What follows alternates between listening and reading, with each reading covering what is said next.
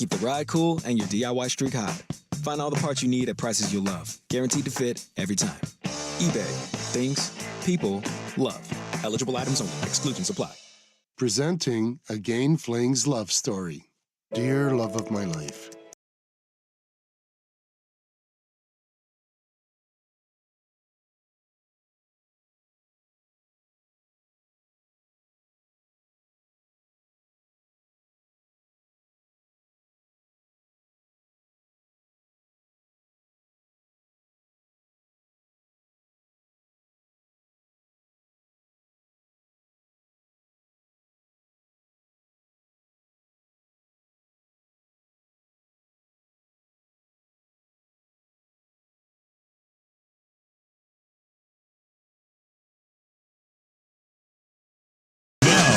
Now, from the Fan Sports Desk, a Sports Center update on 1080 The Fan. Ryan Buckley with this Sports Center update. First on the Fan, the Blazers back on the hardwood tonight, hosting the LA Clippers at Moda Center. Donovan Clingan, Jeremy Grant, and Matisse Thybulle all out for Portland. Denny Avdia is doubtful. Robert Williams III is questionable. On the Clippers side of things, Kawhi Leonard is out, while Terrence Mann is questionable. Tip-off is at 7 o'clock. The Clippers favored by 6.5. On the gridiron this weekend, 4 divisional playoff games in the NFL. The first one to kick is on Saturday. It's Houston visiting top-seeded Kansas City. The Texans may be shorthanded with running back Joe Mixon, now listed as questionable with an ankle injury. In golf, the Southern California Fires are forcing officials to move the Genesis Invitational away from Riviera Country Club in Pacific Palisades next month. New tournament location has not yet been announced. And the sports world loses a broadcasting legend as Bob Uecker has passed away at the age of 90. Played 6 seasons in the big leagues before becoming a broadcast and sports movie legend. Uecker served as the voice of the Brewers for 53 years and will be remembered by many as Harry Doyle from the movie Major League. More sports scores and stories in 30 minutes. I'm Ryan Buckley at the 1080 The Fan Sports Desk. Listen live or on demand on the Odyssey app, the Fan's desktop player, or tell your smart speaker to play 1080 The Fan. The home of Primetime with Isaac and Sue. Weekdays 3 to 7, 1080 The Fan. Hear this, right now. Welcome. Primetime with Isaac and Sue. What is going on up here? I never know, man. Unbiased. Shut your mouth. Uncompromised sports talk without the sugarcoating. I hope you're happy. You wasted everyone's life for 30 seconds. Isaac Rupp and Jason Sukanik. Now shut up and let me do my job. The best in sports coverage. This is gonna be great. This is Primetime with Isaac and Suk on 1080 The Fan. Hey, what it do? Ahoy! What's up? Sad day. Good Thursday. Sad day. What are you guys doing? Why is it so sad? Why are you bringing us down already? The uke, man. The uke. The uke. Yeah, who didn't love Bob Uecker? Yeah, I think it's funny that I was just listening to Ryan Buckley. Do you know him? He's our producer. I'm familiar with him. He right just there. did a sports snort there. Is he wearing? Yeah, wearing the my favorite shirt that he has, the Will Clark caricature shirt. Caricature shirt, shy shirt. Yeah, I mean, you caught yourself there, so Yeah. I don't even have to. No. I do knew that. I knew. I was listening to his sports snort, and I was thinking to myself, you know, and I get why. Like, this is not a criticism. I get why you had to like describe things. I remember the boss Alan Davis back when I first started doing sports updates. He would always call me in, and he would say, like the first time he did it, he would say, "Who's Randy Johnson?" Mhm. And I'm like, "What are you talking about? Who's Randy Johnson?" Everybody knows who Randy Randy Johnson. Johnson is. He goes, "No. When you describe Randy Johnson or you're talking about a story in your update about Randy Johnson, you have to say Mariners pitcher or, you know, whatever." So he was trying to teach me a little sports lessons. Sure. You know, about doing sports Lessons in sports writing. Exactly. And you know this. So you got to describe Bob Uecker. Bob Uecker passed away, and you have to describe Bob Uecker. And to be fair, there's probably a lot of casual sports fans that are not aware of Bob Uecker. Maybe, but You think? yeah, I mean, there probably are. He's old, but I'm just saying, like, He's not old anymore. I hate that you had to. Well, yeah, he's dead. Yeah. I hate that you have to like you know.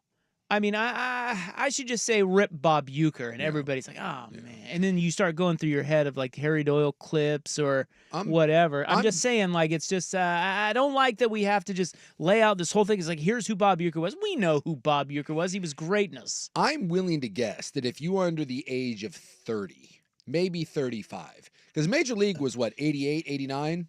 It was in the Yeah, 80s. well, and I think even he was in 2, and that was even like early 90s, like 92, 93. Okay, let's be but honest. No one saw Major League I'm 2 just- or yeah. Major League 3. That's the last think time I he saw- was doing it, though. There's a Major League 3. I think there's like Back 4. to the minors. Are you serious? Yeah. I saw Major League 3 2. has none of the cast of the original, and the 2 has very few of the original. Yeah, I believe there are multiple. I love Major League. Oh, and this is the thing.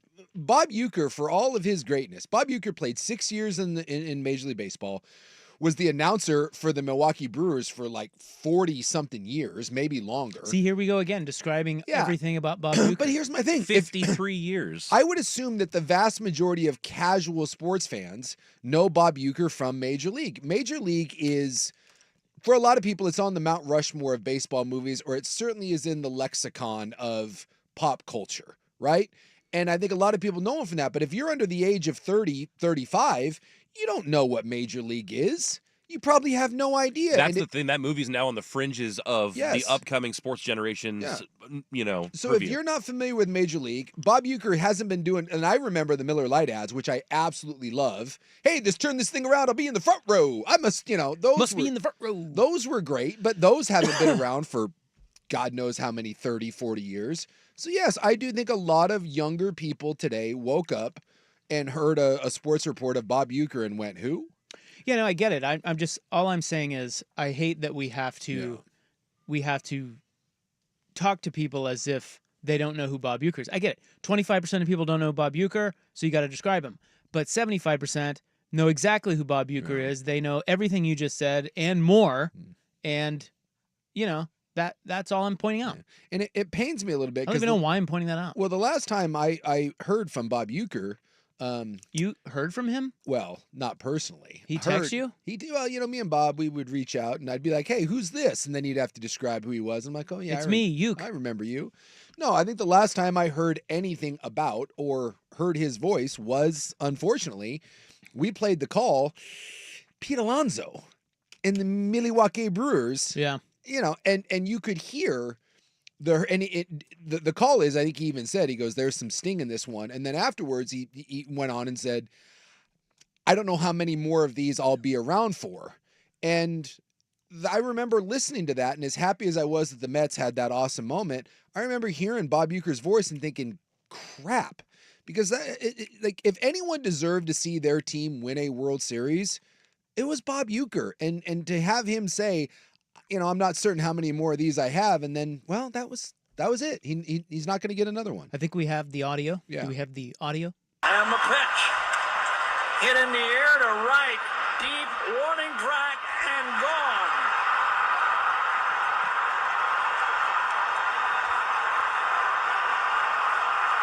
Peter Alonso just put New York on top in this one.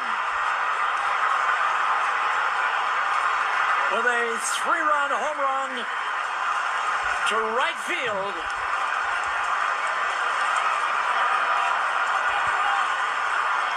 And just like that, a 2-0 lead is now a 3-2 deficit.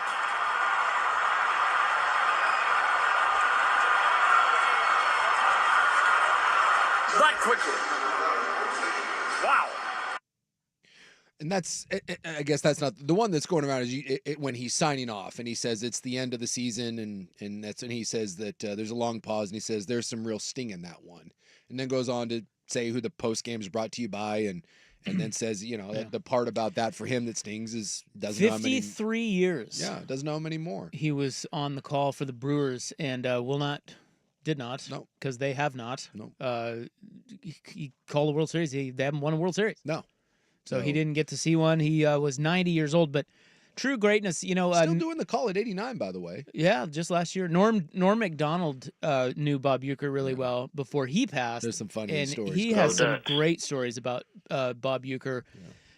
One, Bob Uecker worked incredibly blue. I don't know if you know that Bob Uecker once opened for Don Rickles. Did you know that? I did not know that. 1969. He did. Bob Uecker is just classically funny man. Yeah. And he got to know Norm, and they'd golf together and everything. And Norm said, that he was incredibly blue, and nobody really knows that unless you hang out with him because he cleans it up for obviously when he's speaking and things like that. But he said that he and I think Artie Lang went up to his booth. He invited him up to the booth to sit in with him when he was doing a call for a game once. And Euchre literally with his cough button, we have in broadcasting these little cough buttons where you can just push it, and then anything you say, you're supposed to cough, it just cuts your mic, and you guys can't hear it out there. He would press his cough button and start cussing incessantly and making terrible, naughty jokes during each during downtime of the call of the game. Like a real life Brockmeyer almost. Yeah, he Norm said it was weird because it was like he was doing a show just for us, just for Artie and I sitting in the booth and making him just crack up. Yeah, and so Bob Euchre was. I mean, he was the man. Yep. You know, funny dude, and Well, baseball is one of those things, and other sports have it too. But I feel like with baseball, and he was on Mr. Belvedere. he was on Mr. Belvedere. There is he was in some other stuff as well, but that he was most known for Mr. Belvedere in the Major League movies. But baseball has a unique connection to the play-by-play guys. You know, obviously, you know, whether college basketball or the NBA. I mean, Mike Barrett or Sean's or these people that are beloved. But I really do feel like there's something about baseball and the space right in between plays that has to be filled in, and the fact that there's 162 of those games a year. I figure whether it's radio or TV, I just don't think you can get that connection in other sports like you can in baseball. Well, it's because they're always great storytellers. Yes, I mean the they great have ones. to be. The great ones are storytellers because there's so much downtime during games, and so they weave in stories. And baseball people generally are they have a pretty good sense of humor. I mean, I don't know. We've talked about this before, but you work some football banquets and meet some football people. There's an edge to football people. Yes, and they have great stories, but it's often about them. Mm-hmm. Baseball people often have great stories about team, just being a team, being around the guys. Yeah. It's a very different vibe with baseball guys, but they're all great storytellers for that reason. Yeah, and they're folksy. I don't know, that to me is what play-by-play is.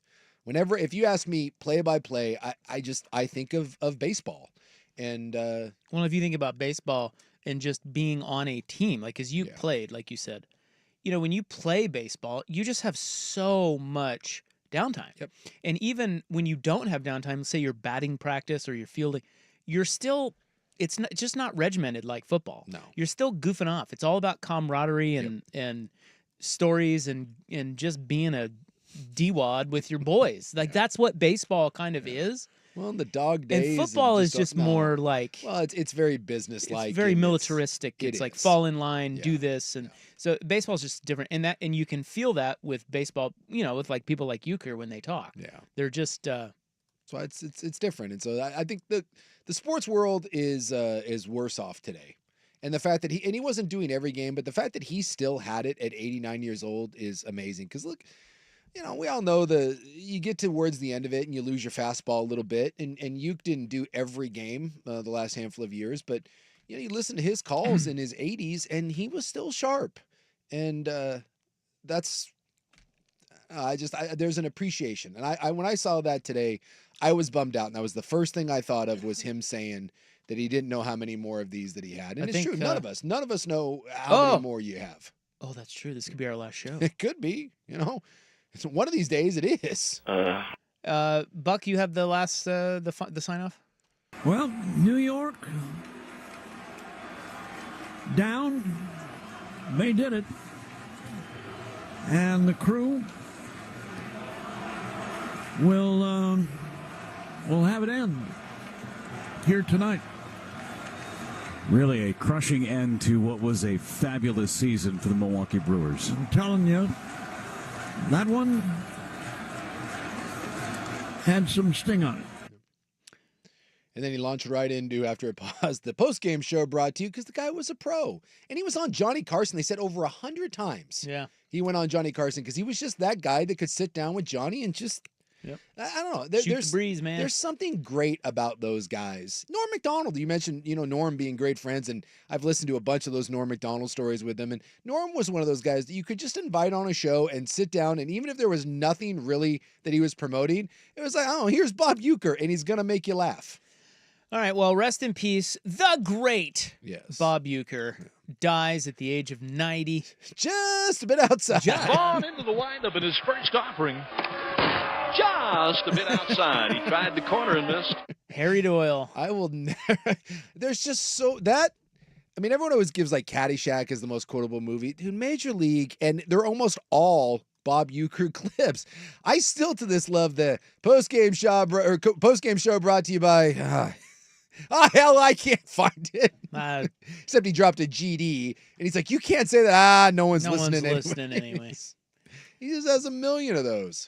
All right, well, we, Thursdays here are quite special. Yeah. And you may ask why. Well, there's no reason. We just love our... It's not a TGL Tuesday. Thank goodness it's Thursday. Yeah, TGL's getting raked over the coals this week. But you're 2-0 at calling winners. Yeah, I'm a TGL betting expert. But you don't know what we're talking about, do you? Oh, the stupid Tiger Woods thing. I was like, TGL. Can that thing go away finally? Not yet. Can it just die? Not yet. How do we take that thing out back and shoot it in a mercy kill? Not yet. Oh. But it's doing a pretty good job of doing that itself. So stupid. But yeah, it's not a TGL Thursday, but it is an almost football Friday. When is the TGL? Tuesdays. It's just on Tuesdays. Please try to pay attention. Yes, no, I will not pay attention to that. Tuesday. And you did just say TGL Thursdays. You can't. No, I said Tuesday. You can't get me to pay attention to that. Shut up. You could have free up tops on that thing, and I probably wouldn't. Free? Yeah. What do you mean? Well, just out there running around. Oh. Letting them loose. Well, maybe that's a good idea. You should send that to Tiger. You should have something. Get some Perkins waitresses out there. They need something, man, because that thing is terrible. Every Tuesday they play, so we don't have that tonight, unfortunately. Can't break it down. But we have the next best thing, football. We don't have football tonight. Well, we get to talk about football. Oh, okay. I was trying to make a case for why Thursdays are important, but I'm not doing a very good job. We got the Blazers, that's... Who cares? Blazers, Clippers? Come on! Somebody in our sphere here at the Fan told us that the Blazers are about to pull the chute. They're about to? Mm-hmm. What do you mean they're about to? That's what I heard from my sources. They're not pulling the... DeAndre Ayton has been pulling the chute all year. Loser. Every time someone gets hurt, they have missed more games due to contusions than any team I've ever seen. I guarantee you Klingon with a mild sprained ankle is going to be out 3 weeks. They're on the Zion Williamson plan. I want you to also realize this. They gave up 40 points the other night in the first quarter to the Brooklyn Nets, right? Mm-hmm. One of the worst teams in the NBA. 40 points in one quarter. I believe 147 in the game. Did you happen to catch the scoreboard last night in the NBA? Yeah, I did. Did you happen to catch the Brooklyn Nets score? I know where you're going. Yeah. So a team that scored 40 against you in one quarter put up in an entire game against these Clippers that you're playing tonight, 67 points. Yeah, they lost by 59. Yes. 59 points. Magic Johnson. That is your... NBA, catch the fever. Yeah. Although Silver came out today and said that he is going to fix the 3-point issue. He didn't say how he was going to do it, but he's got concepts of a plan. He's going to bring down those grocery prices. I have concepts of a plan. So if they lost by 59 to the Clippers and the Nets beat the Blazers by 20. Yeah, they drilled them. Perhaps the spread is 79 tonight? I don't know what the spread is. Clippers by 6.5. Whoa! That's Looks like we're getting some value there. Load it up. Transitively, the Blazers should lose by 70. Or, by 80, right? It should be a blowout, yes. Is that right? I'm going to that lake. Oh, about 80, but it's going to be a lot. And by the way, they lost to the Nets with Scoot having the best game of his career, and they still lost by 20. Yeah. That's that defensive effort they're known for. I think it was at one point I saw it was like 95 to 30, 95 to 31, something like that. Yeah, well, our sources around here are saying they're pulling the chute. It's begun. All right. Cooper flag time. Tank. Well, they're not going to get little all late, the guys. What? It's a little bit late for to pull the I chute. If you I want don't flag. think they are. Not according to this guy. It's not too late. You got some ground to make. Here up. they come. Buckle up, Wizards or whoever's down there. Pelicans. It is the Wizards. Well, I believe. Quick, who we don't hear much for anymore. He emerged the other day. He was at the Nets game, and he sent out a photo of the crowd. And I do believe Quick said that might be the worst crowd that he's seen covering this team since.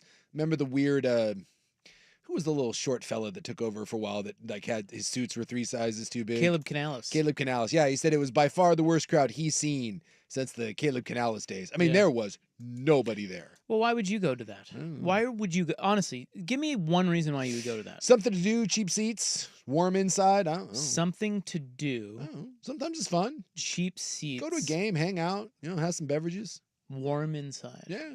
So like a homeless guy. Yeah, what else you do? It's like going to the library. Oh, it's inside, it's warm. I like popcorn. Check your computer. Yeah. Check your emails. Yeah, beer. Watch the Blazer dancers. What is the red panda lady, right, that spins the plates? Maybe the quick change act. I don't know what they're doing at halftime, but something. Maybe Todd and Blazer up to something. So is he saying apathy has set in? Oh, yeah. It's too bad. Well, it is. It's too bad. Well, a lot of Blazer fans around here. They want that team to be good. Well, at this point, the best thing is, as you said, is the capture the flag. You're a loser. We just got to be like in the top 6 because the way the lottery works, as long as you're in the top 6 worst teams, you got a pretty good shot. The drop from 6 to 7 is huge. What are they now? They're in the top 6, aren't they? I got to pull up. I thought I heard from Jeff Russ today that they were 6th worst. Yeah, let's break and we'll come back. All right. Thanks a lot for that. You're right. We've done an extra segment already. Yeah, they're 6th. Yes. Because of that big loss to the Nets. This is a big loss. What if Cooper Flag just decides not to play here? Pulls an Eli Manning? What if he does? Yeah, flags! Nah, he's he's super white. He's from Maine. Yeah, one Portland to another. And Klingon is too, right? From Maine? I think so. Really? I think so. Wow. Block Lobster. He's from up in that. Yeah, I think his Maine, his Vermont, brother something maybe like that. goes to Maine, and I think his mom went there No, too. that's Cooper Flag's brother that's going to Maine. Oh, that's right. But Klingon's mom, I think, played there. All right, well, we're going to start with a little football, as I mentioned. Middle 8 excellence next on the Fan. Hey, so Window Nation has a good deal for you right now. If you need windows for your home, you can get half off, 50% off any window style, and you can pay nothing with no interest for 2 years. So you can put it off, which we all love to do. According to industry experts, the National Energy Assistance Directors Association, heating costs about to go up this winter, up to 23% in some areas. And so if you're tired of turning up the heat in the morning or hearing the heat pump running all night long, if you don't have Window Nation windows, a lot of your money is literally going out the window. So right now, if you get them installed, they can do it in a day or less, and they all come with a lifetime warranty, and 96% of their windows that they install require no follow-up service. The BBB rating is A+. They are truly the window experts, and you can save big right now. So if you need windows for your home, it is not too late. 50% off all window styles. Pay nothing with no interest for 2 years. The number to call to get on the schedule is 866-90-NATION, 866-90-NATION, or you can log on to windownation.com, windownation.com. The Fan is live on YouTube, Twitch, and now Window Nation brings you the window into the Fan. On-demand YouTube video shorts with your favorite fan shows and hosts. The window into the Fan is brought to you by Window Nation. Call 866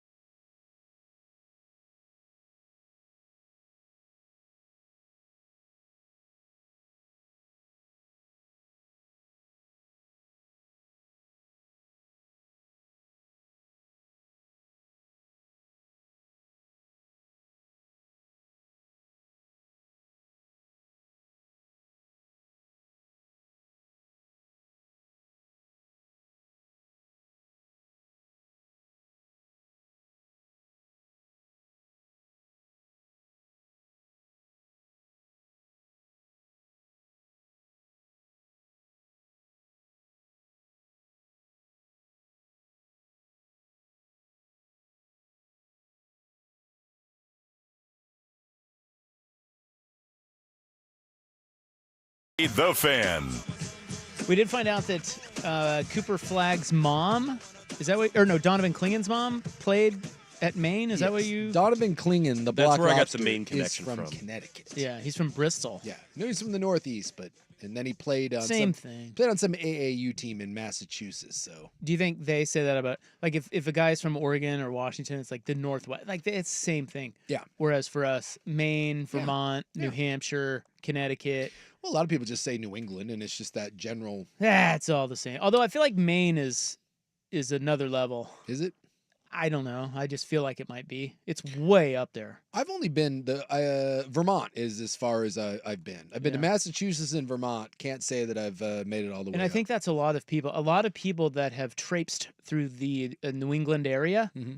I think a lot of them still haven't been to Maine. That's how far up there it is. Well, can I ask the question? Yeah. Well, it's an obvious question. Yeah. Why would you go there? Why? You wouldn't. No.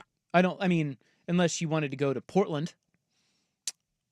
What? I mean, why would you go to New Hampshire? It's the same thing. Yeah, it's just there's really not a Vermont. You can ski a lot, right? Yeah, you got the skiing in Vermont, and obviously Massachusetts. I mean, there's outside of Mass there, like that's it. Like if you're gonna go there, you go to Massachusetts, and then you just say you've been to New England, and you leave. Or if you go north, you never go further than New Hampshire. No, So Maine just kind of gets forgotten. Like if there was a state above Washington, yeah. You would never go. We're lucky that Vancouver, BC is there. Yes. Because that's a wonderful city. That's the only thing. Because if that was not there and it was just some wasteland state, that's probably very pretty and great. Yeah. I'm not saying it's not Maine. But if that were up above Washington, think about it. Wouldn't. At that point, you're just Saskatchewan is what you are. And there's no reason. Without Vancouver. And there's no reason to go there. No, even Vancouver is in... Vancouver. Or I mean BC. Yes. Yeah. But you go over a few provinces. Well, I know. I'm just saying, like, if you took Vancouver, BC, or Vancouver out of BC, BC is Saskatchewan. It's the same thing. Yeah, pretty much. And it's Maine. It's all the same. Yeah. Probably some big trees. Yeah. And maybe cold. And some bridges. I have a buddy who's a lot of whites. I have a buddy who is an acupuncturist in Portland, Maine, and he loves it there. Have you ever seen the SNL sketch about the white supremacists in Maine? No. It is hilarious. It's with Adam Driver. You look it up, and they're at like a white supremacist like rally or like a meeting, and they're talking about they want to create a white utopia, right? Where only the whites can thrive, and they're talking about what's going to make up the pristine white community. And Adam Driver keeps raising his hands, and he goes, "Guys, I think we're just talking about Maine." And they're like, no. And then they keep laying out all the things. And he goes, "I'm telling you guys, we can just go to Maine. We don't have to take anything over. Just go to Maine." It's really quite well done. I'm gonna look up demographics of Maine. I know that I'll probably have to join a white supremacist gang. And if you do, move to Maine. That's got to be the whitest state in the Union, right? I thought we were. I think we're the whitest major city. Okay. And that's Portland. I tell you what, here's something you didn't know you needed today that you're going to get. This is why Thursdays are great here. We don't throw away Thursday. No. The internet is telling me West Virginia is the whitest state in the U.S. 97.1%. You are going to get Maine v. Oregon demographic breakdowns today. Well, see, this confuses me. Because then you saw the next one down. Yeah, so they're saying West Virginia is the whitest state. This is according to AI. It says West Virginia is the whitest state in the Union with 97.1%. This is why we can't trust AI yet. And you scroll down right below that, in the same explanation, it says Vermont has a population of 99%. A population of whites? Yeah. So can we stop down for just a quick second? We need better. Because Buckley brought it up. And now with the new operating system on all of our iPhones, when you Google something, we're going to get a lot of. Well, no, when you probably don't have this yet because you have an Android. No, I have an iPhone. No, he's back on. Oh, that you're iPhone back on. Live. That's right. So do you have the new operating system where the AI is the search? Yeah. Okay. So when you search something now, the AI bot takes over, and that's the first thing that comes up. That didn't used to be the case. No. What I have found, because we oftentimes have to search for crap because we're basically just two dummies talking on the radio, so you have to kind of, get information and whatnot. Yeah. That AI is not very accurate. It's not very reliable. Okay. All it's doing is looking at, articles on the internet, some of which may or may not be true. Hmm. So if you really want information, I have learned that you kind of have, like, I look at the AI, what AI first brings up, but you have to really vet that, and you have to go down to the real search engine. I found the census. So so you had to go past the I had AI. to go past it. So all I'm saying is, just real quick, Yeah. word of advice out there in Radio Land, that AI bit, it's a convenient thing, but it's not nearly as sound as Google. West Virginia comes in at number 3 with a robust 94% white, but by a sliver, 95.6 to 95.4, Vermont. Nix, Maine. There's like one black dude somewhere in Maine. So those are the two whitest They're states? the two whitest states. Vermont over Maine. 95.6 to 95.4. What are we? Let's see where we're at. In Oregon. I got to scroll down. We're not in the top 5. Now, someone said that Maine is not way up there because it's actually further south than Seattle. Well, it is way up there because guess what? You know what else is way up there? Seattle. Yeah. Us. Even in Portland, we are way the hell up here. Yes. So Yes, it's the same thing. The Maine is the northwest of the east. Yeah. I like where we're going with that.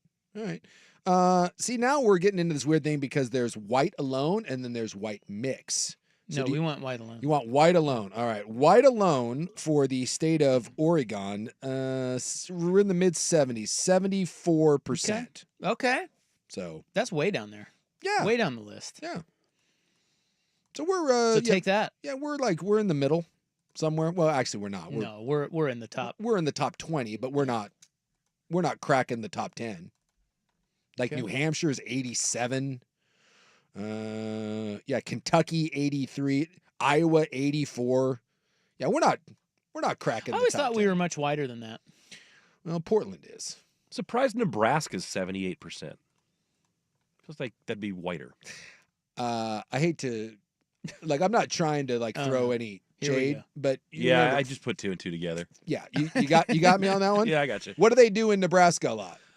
They grow a lot of corn. Do you know who's not growing corn? The whites. So there you go. Wow. All right. Well, I think we need to break. Let's do that. I just got that. Yikes. Yeah. Middle 8 excellence is next on the list, and if if only what Riley Leonard believes is true. I don't know. Do you know him, the quarterback? I do. He sucks, and I'm intrigued by him. He came out. He sucks, but you're intrigued by him. Well, he had a hot take today. He's not very good, but he's in the national title game, and well, he's just the most innocent. Yes, he just looks you just want to pinch his little cheeks. Well, I feel like he should be like a small town sheriff, like in Mayberry. He's like, if Don Knotts played college football, it'd be Riley Leonard. Could not agree more. Yeah. And who knew that like a guy that at one point we thought was going to be like a top 10 quarterback in the NFL draft can't throw the football? It shocks me as a former collegiate athlete. It blows my mind that there are big time quarterbacks that can't throw the football. It just, in all my years, I will never be able to wrap my head around the Riley Leonards and the Alex Orgies of the world. You would think that growing up playing that position, someone would be like, all right, guys, got to probably learn to throw the football. And they're like, nah, fine, I don't need that. Just a quarterback. But anyway, to bring it full circle, I think the Blazers are set to hire Joan Benoit as their next coach. Did you know that? No. Yeah. What? Yeah. Wait.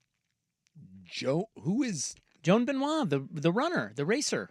The long distance runner. Oh, why are they? I think she's still alive. I don't know. She's from Maine. Come on, man. Boy, I missed that one too. Yeah, I'm like, wait. She's like the greatest athlete from Maine. So I think what the Blazers are doing is the Maine connection. Yes, you got it there. The Klingon's mom and and then just tell Cooper Flagg that his brother's got a spot on the roster whenever he wants. Go hire his dad to be like the strength conditioning coach. All Maine. That's how you get over the hump. That is how you get over the hump. And lobster is delicious. Yeah. Yes. Middle 8 excellence. We'll talk about Notre Dame coming up next. Here's Buck. Fan Sports Desk, a Sports Center update on 1080 The Fan. Brought to you by A&E Plumbing, Heating, and Air, serving Portland, Southwest Washington, and the Gorge. Online at aneheatingandcooling.com. It's hard to stop a train. First on the Fan, the Blazers back on the hardwood tonight, hosting the LA Clippers at Moda Center. Donovan Clingan, Jeremy Grant, Matisse Thybulle all out for Portland. Denny Avdia is doubtful. Robert Williams III is questionable. On the Clippers side, Kawhi Leonard is out while Terrence Mann is questionable. Tip-off is at 7 o'clock. The Clippers favored by 6.5. On the gridiron this weekend, 4 divisional playoff games in the NFL. The first one to kick on Saturday is the Houston Texans visiting top-seeded Kansas City. The Texans may be without running back Joe Mixon, who is listed as questionable with an ankle injury. He missed practice today. In golf, the Southern California Fires are forcing officials to move the Genesis Invitational, hosted by Tiger Woods, away from Riviera Country Club in Pacific Palisades next month. The new tournament location has not yet been determined. And the sports world loses a broadcasting legend as Bob Uecker has passed away at the age of 90. He played 6 seasons in the big leagues before becoming the broadcast and sports movie legend he was known to be. Uecker served as the voice of the Brewers for 53 years and will be remembered by many for his role as Harry Doyle in the movie Major League. More sports scores and stories in 30 minutes from Ryan Buckley at the 1080 The Fan Sports Desk. Listen live or on demand on the Odyssey app, the Fan's desktop player, or tell your smart speaker to play 1080 The Fan. Did you score a smart speaker over the holidays? Just ask it to play 1080 The Fan. No need to feel bad for wanting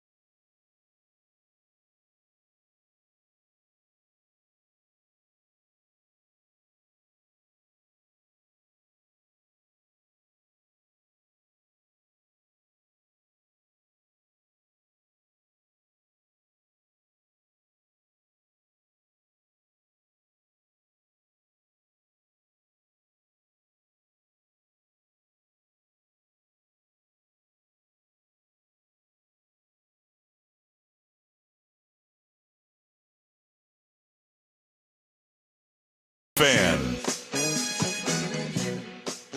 Yes, compiling some Maine versus Oregon data for you. Yeah. I know you're excited. Who knew we were going head-to-head with Maine?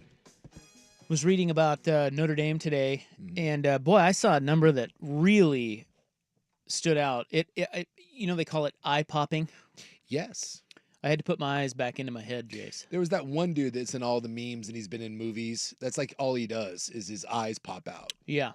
That's Yeah. he's famous. That's for his that. bit. Yeah, he's like in all like the Naked Gun movies or whatever, and there's always something coming towards him, and then he does a double take, and that guy's made a nice career out of being able to pop the peepers. Well, in college football this season, the team that has won the middle eight, which is the last 4 minutes of the first half and the first 4 minutes of the second half. Dan Lanning talks about it all the time. Yeah, you know who really started the middle eight? That like really caring about the middle eight, because the middle eight's kind of always kind of thing. But I feel like fairly recently that has become a that term and the focus has become a real thing. Yeah, Bill Belichick gets credited. He was a middle eight guy, huh? Well, he was the first to really emphasize it because he was trying to keep the ball away from Peyton Manning.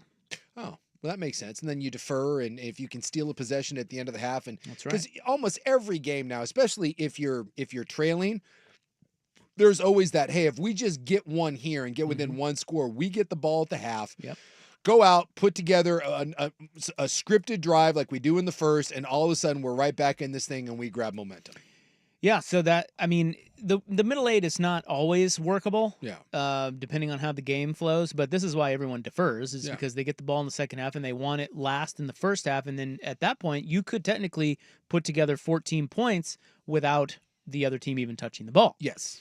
And flip the game. Well, this stat was eye-popping. So they said that in college football this year, teams that win the middle eight win the game 70% of the time. Huh. But what's eye-popping is that Notre Dame outscored their opponents in the middle eight this season by a combined 131 points. Good Lord. They scored 148 and gave up 17. Dude, that's absurd. In the middle eight.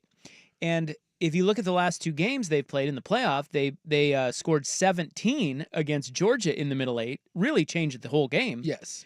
And they scored 10 in the middle eight against Penn State. Well, we know and that's where the Marcus Freeman speech comes in, right? They're down 10-0 to Penn State.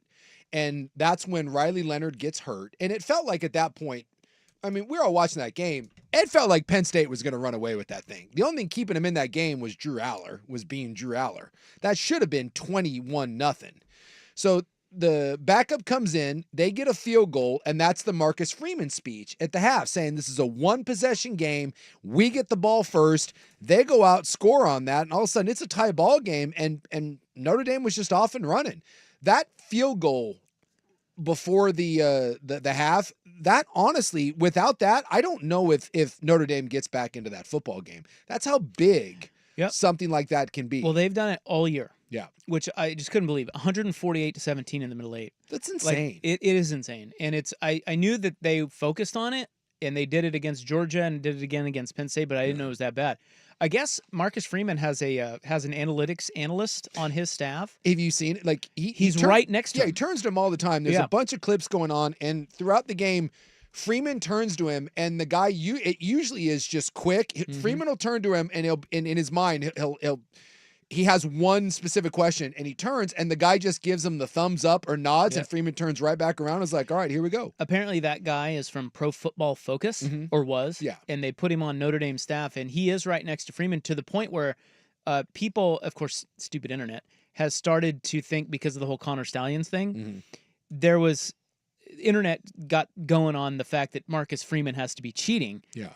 Who is this guy? Well, that guy is their analytics guy, and he stands right next to him on the sideline, and he does consult him quite often. It's really cool how much Freeman has embraced that part of it and how much it's really paid off. Yeah. Because that team, I mean, they're not that great. No, they're not. They win in margins. They're really well coached, and the analytics are really playing in their favor. Like it's funny you mentioned that. So I just wanted to go back and look, like I remember the USC game, which was kind of one of those that was like, it was a little pucker factor for a while. It was 14-14 at the half. And Notre Dame scored a touchdown for their 14 points with 2 minutes and 27 seconds left in the half, and they scored coming right out of the half to go up 21-14. They did it again. They did it again. I just was wondering, like, in their close games, what that looked like. Because a lot of their games, like obviously Florida State and Navy, like whatever, right? You beat those teams 52-3. Well, that USC game, though, was about the 2 pick sixes at the end. I just was, and that's why that lead got extended. But that was a close game that Notre Dame scored right before the half, and they scored right after the half. So I just was intrigued to go back. I remember Texas A&M was a close one because they didn't have necessarily a lot of close games. Their schedule wasn't the toughest. So I just wanted to see where it was. Anyway, pretty amazing. So watch that on Monday or listen to it because we're gonna have the game here on the Fan for you guys. Yeah. Well, I think the big deal for Notre Dame, honestly, is you just have to survive the first quarter. I think with Oregon and Tennessee, and the difference, Oregon, Tennessee, and Texas are all very good teams, right? And Oregon and Tennessee, dude, the game was essentially over in the first quarter. I mean, they just got housed. Texas, on the other hand, some of that was Ohio State shooting themselves in the foot, but Notre Dame only has one way to win this game, and it needs to be played in the teens or maybe, and I mean maybe, the low 20s. So if you're Notre Dame, middle 8, yes, but you got to survive. You have to get through the first quarter and force Ohio State to play a mucky run the ball sort of game. And I would assume that Ohio State is going to come out and be uber aggressive and just sling it around the field. And Notre Dame has to force them. Even if you're Notre Dame and you say, you just run the ball on us. I don't care if you run the ball and go on an 8-minute drive on me. We'll try to bow our back. You have to force Ohio State to run the ball and just play a low-scoring, low-possession game. Because if it turns into a track meet, and you give Ohio State the ball a bunch of times, dude, this thing could be over in a hurry. All right, well, if only what Riley Leonard believed is true. What he said today, next on The Fan. The home of Dirt and Spray.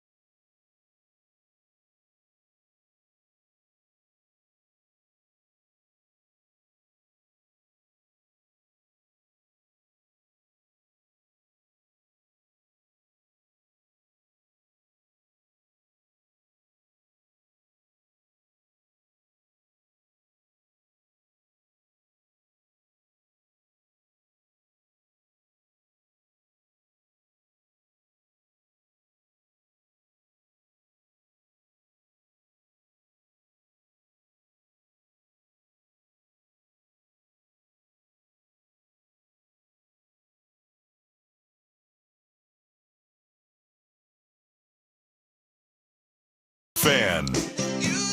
Well, Oregon is about 3 times the size of Maine. Total population 4.2 million here, 1.4 million there. Should probably turn on your mic there if you want to be heard. Outside, I mean, I can hear you. I didn't want to. I was just mainly talking to you. The broadcast to I didn't care. I wanted to the broadcast. people of Portland. No, I wanted to broadcast to the people of this studio right here. That's it. It was for your ears only. I was making such a hot point. No one could have handled it. Nobody. I don't even remember what I was saying. So white Portland, if we're talking Portland's, the city of Portland, Maine, 82% white. Portland, Oregon, 69% white. And if you're talking about African Americans, Portland, Maine, 8.9%. Portland, Oregon, 5.5%. Wow. Yes. So yes, not only whiter, but also blacker. That's correct. What? That's correct. Wow. Yeah. Go Maine. Now, they cannot hold a candle to our Asian population. Yeah. That's how we do it. We do it. Well, the West Coast, we're big on the Asians. You know, it's a lot easier to get to the West Coast. That's right. I don't know many Asian families that immigrated to Maine. Although you get outside of Portland, you know, I remember once we were going into Bend, me and the BTJ, and we were checking out at the local Safeway, and the Asian cashier was very excited. She thought we had a new Asian family in town. Yeah. And we informed her we were just visiting. She did look at it and be like, "Oh, I figured I would have known." That's how few Asians there are in Bend. Yeah. She was like, Well, "Oh no, I would have found out if there was another one coming in." And GDP, Oregon, 319 million. Maine, 93 million. Well, I mean, Yeah, there's not much. No, I mean, look. Outside of Stephen King and lobsters, what do you got going on in Maine? Yeah. That Needful Things, the devil set up shop out there, you know. Perhaps other than some that- lumber. Yeah, there you go. Acupuncture. Yeah. Big there. Well, anyway, Riley Leonard, the quarterback at Notre Dame, said this today. He said, quote, "We're the 2 main teams to just publicly display our faith the most. I truly believe that Jesus was looking over both of our shoulders throughout the season and put these 2 teams on a pedestal for a reason." No, he didn't. End quote. Go away, you jackass. Well, he's not going away. He's playing in the game. Really? Yeah, he is. So He's the starter. Ohio State and Notre Dame are That's what he here believes. because Jesus That's what he believes. Jesus wants them to be there. Yeah. Do you think that at least for a night, Notre Dame is America's team? Not after that. Well, you know, Will Howard's just as bad. If you don't like the Yes. Jesus stuff, Will Howard's just as bad. Well, I understand. They're both like I that. don't have Trevion a- Henderson is all about that too. He's like very I have preacher-like. no problem with you putting your faith on your sleeve. What if that's great? You know, you're putting it out there. But really, Jesus watched over Notre Dame and Ohio State. So the reason why Ohio State beat Oregon is because Jesus needed Ohio State. So Oregon needs to be more godly. It sounds like that's right. If they were going to spread the gospel more, then you might have seen an SMU or a Boise make it to the final. What about my squad? We had Mormon Jesus That's right. and Yeah. That's right. Jewish. I did think about and you our guys. Jewish God. Yeah. What the hell? Couldn't Well, I even said- put you in the top 12, huh? No, we can't. We're not good enough. There's no offense to Notre Dame, but I promise you, if you want the most religious, like stringent school in the country, it's BYU. We kick guys out. When's the last time Notre Dame kicked someone out for an ethics violation? Maybe Doug Gottlieb? We boot kids all the time for drinking and having sex. That is such a crock of you know what. Well, Someone said clearly Jesus had the parlay. what does that mean? Like he parlayed Ohio State, Ohio Notre State Dame? and Notre Dame. Yeah. And by the way, really, Ohio State? That's where we're going? So does Jesus have every winning parlay then? Is that how that works? Wait, what happened when He's Miami pulling all the strings, yeah. when Miami was winning championships? Did Jesus just take those days off? Because I don't think that was a very godly team. What happened there? Would it be fun to win every sports bet? Like I feel like that takes the fun out of it. You know? No, I think it'd be pretty awesome. Yeah. You know the result. No, it'd be fun to win like 90%, so that there's a little. Right. Sometimes So you're there's still a gonna little. lose. there's like 10% I'm gonna be wrong, just to throw them off the scent.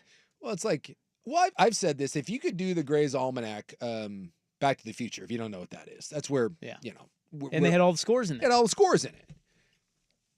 If you didn't have the Gray's Almanac and you just went back, I don't know, 20 years. Knowing what you know now? You're missing a lot of bets.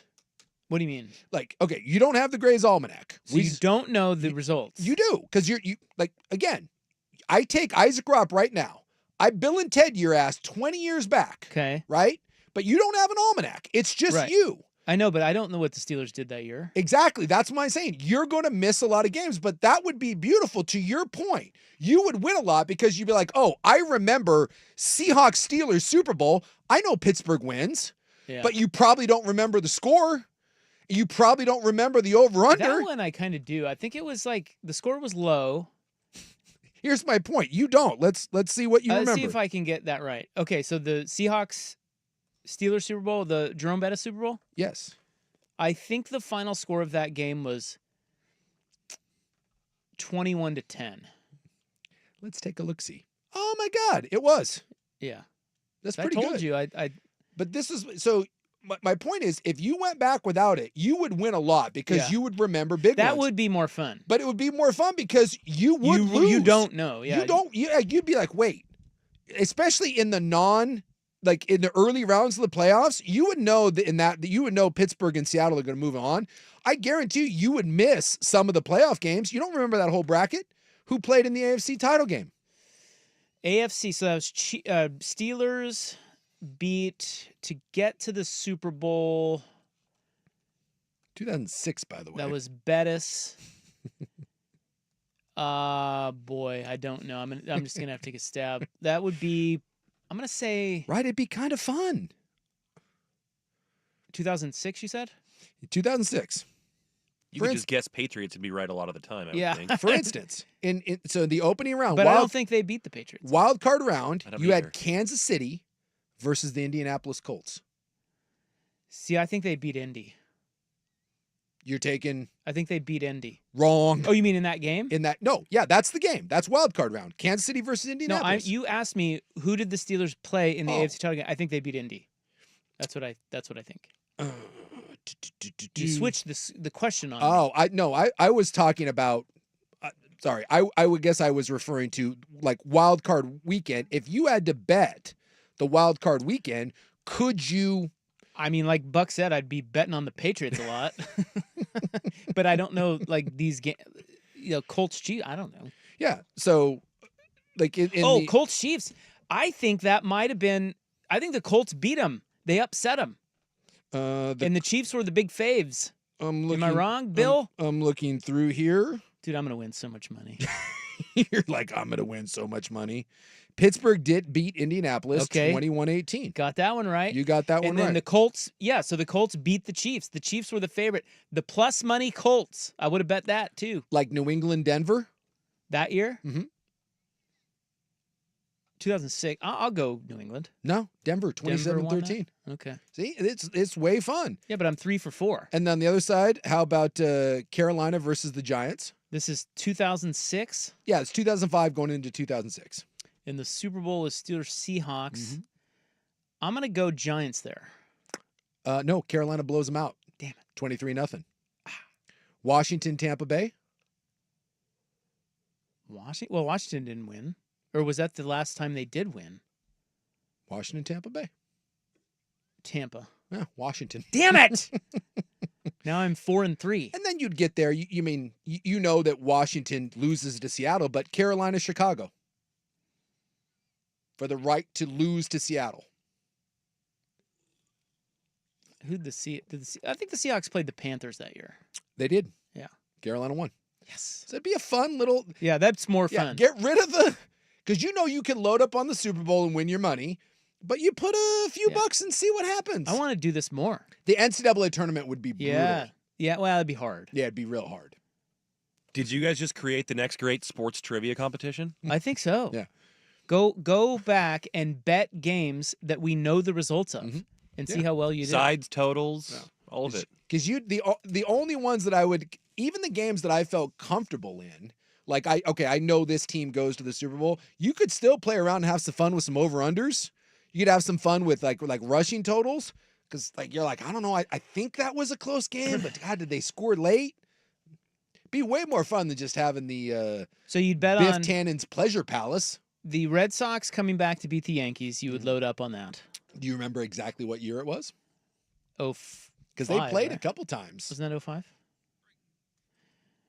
Yeah, but I would know the series. Like you're saying I'm there, so Yeah. I know if they fell down 3-0, I would know that's the one. Oh, It's yeah. 2005, and they had Johnny Damon and Millar and all those guys. You're sitting there, you're waiting. This like, is it. 3-0. And you come back and you Just load it load up. up. Like, Rob, how'd you know that? Well, I don't know. I just Had a hunch. Just Had a hunch. I'm lucky. And then somebody else said the big money would be betting on exact Super Bowl matchups.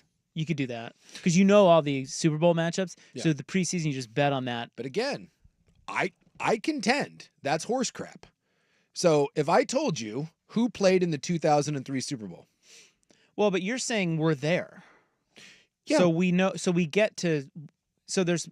It's more than just asking that question. I get to watch and then go, oh yeah, this was the year that team played that team, and I'm going to bet on that. Yeah, not at the beginning of the year. You would not know in the beginning of the 2003 the 2003 year that it was going to be the Buccaneers and Raiders. There's no way. I would, because if I'm there in 2002, I can you know what I'm saying? Like, well, who played the year before?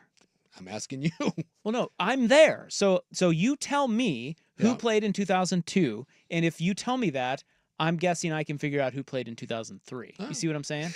I don't think you can. I think it'd be way more difficult. 2002 was Patriots Rams. Okay.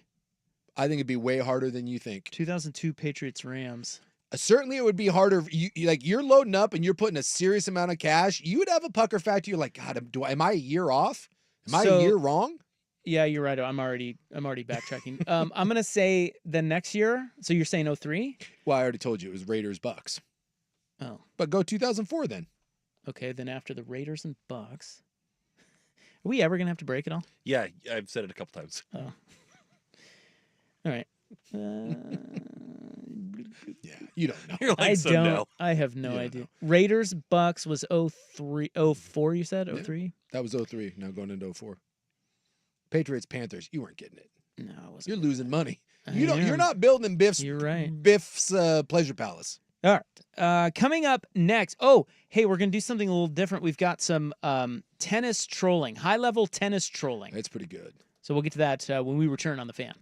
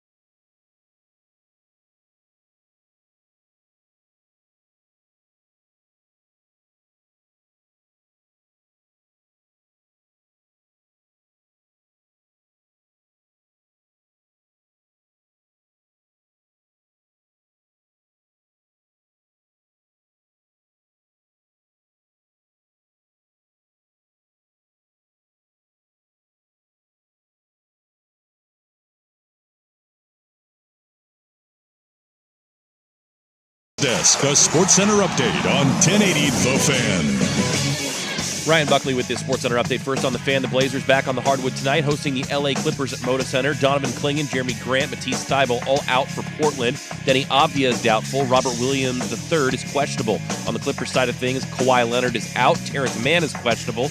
Tip-off is at 7 o'clock. The Clippers favored by 6.5. On the gridiron this weekend, 4 divisional playoff games in the NFL. The first one to kick on Saturday is Houston visiting top-seeded Kansas City. But the Texans may be without running back Joe Mixon, who missed practice today. He is questionable with an ankle injury.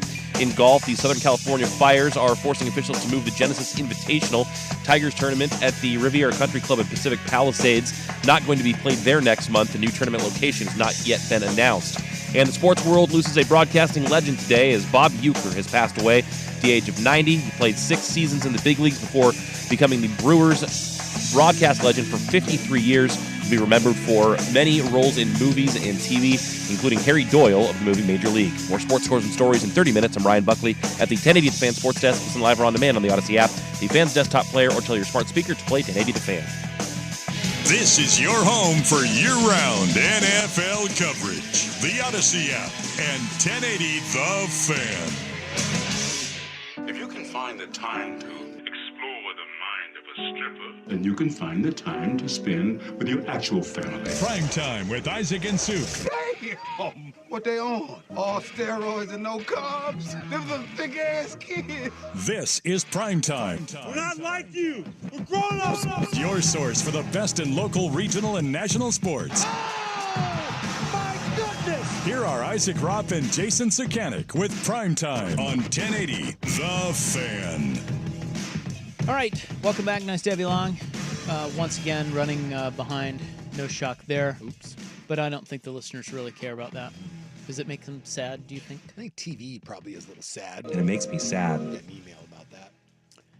I'll let you handle that. Now to some tennis trolling. I love tennis. I enjoy tennis. It's just, it's become a real who the hell is that sort of game for me. You know, I haven't ventured into the foray of tennis betting, but there are a lot of people who say that money can be made betting tennis. I don't know why or how, but I've heard that. I've heard it's a thing. Do you know why or There's how? money to be I had. don't know. They say that tennis is like one of the easier sports. I don't know. It may be that there's so many of the matches are lopsided. Yeah, I think that's that right. it's not like you can win the 50-50 bets as easily, but if you're willing to eat a lot of juice, like you can just kind of keep or something. I don't know. Well, anyway, where was I? I don't know. Oh, the Australian Open started, Mhm. and so Danielle Carter. Do you know the Danimal? I do know the Danimal, mainly Or not because Carter, Danielle Collins. I just have seen the clips of her the Danimal outbursts, if you will. Yeah, she's awesome, and I'm here for this. I don't know if you are. I want more of this in my sports. Well, I saw the other day down at the Australian Open, some dude went crazy on the net cam. You didn't see that? No. Yeah, there's a camera in the middle of the net for the close-up shots, and my man just takes his racket and beats the living hell out of it. All right. Snaps the racket, breaks the camera. So a lot of high tea going on, male and female, at the Australian Open. So Danielle Collins today was playing the local favorite, Yes. the Australian woman, And they were letting her know about it. Yeah, they were booing her. By the way, she is the Danielle Collins is American, in case you didn't. Yes, she is. She is one of us. Yeah. And they were booing her. She was clearly the villain in the match, and did not mind playing into it. She loved it. Yeah. And here is what it sounded like after she won. You know, I was thinking during the match, I was like, if I'm out here, I might as well just take that big fat paycheck. And Coco and I we love a good 5-star vacation. So part of that check is going to go towards that. So thank you guys. Thanks for coming out here and supporting us tonight. Thanks, everyone. Thank you guys. Love ya. Oh my God. Yeah, and she was doing the Hulk when they were booing. Yeah. She was doing the Hulk Hogan, like Let me hear you. hand to the ear, and Yeah, it's good stuff. yeah, she was great. Here's more. What changed for you in the third set? You know, I figured, I mean, it was a tough crowd, and I just figured, you know, if I'm going to be out here, I better take home that bigger paycheck. So, thanks for the paycheck, Australia. Couldn't tell if you were using the crowd for you or if you were blocking it out. How did it help you or hurt you today? I think a combination of both. I mean, I'm definitely somebody that kind of needs to have a bit of a fire, you know, under my ass. And I just feel like, yeah, all of this just motivates me to do better. You know, it's a pretty amazing feeling as an athlete because the people that dislike you or hate you pay your bills. So that's a really rewarding feeling to be out here. And it just feels like a really great day. God, she sounds like a grade A bitch. Well, you know, she pulled the Dan Lanning. She cooking on their grill. Yeah. But it clearly bothers her. Yes. I thought it was a little bit more fun. Like she was just, you know, playing into it. They were rooting for the local. She's like, no, she was pissed. Yeah. Well, I mean, I don't know what you expect. If an Australian came and played in the United States, I'm assuming that the Australian would not be the favorite. Yeah. I don't think a lot of them would take that personally. Yeah. It's just they're rooting for their local. She took it personally. She took it personally. Here was her. So there's 2 clips here of her after the match. I loved it. I've been doing this my whole life, and I love playing in a crowd that has energy, regardless of what side they're on. And I'm somebody too, it kind of just motivates me even more. So it's kind of a good thing, especially when I'm not playing that well. So I think it really helped me in the end and just helped me concentrate more and challenged me at times, and just, pushed me kind of through the finish line.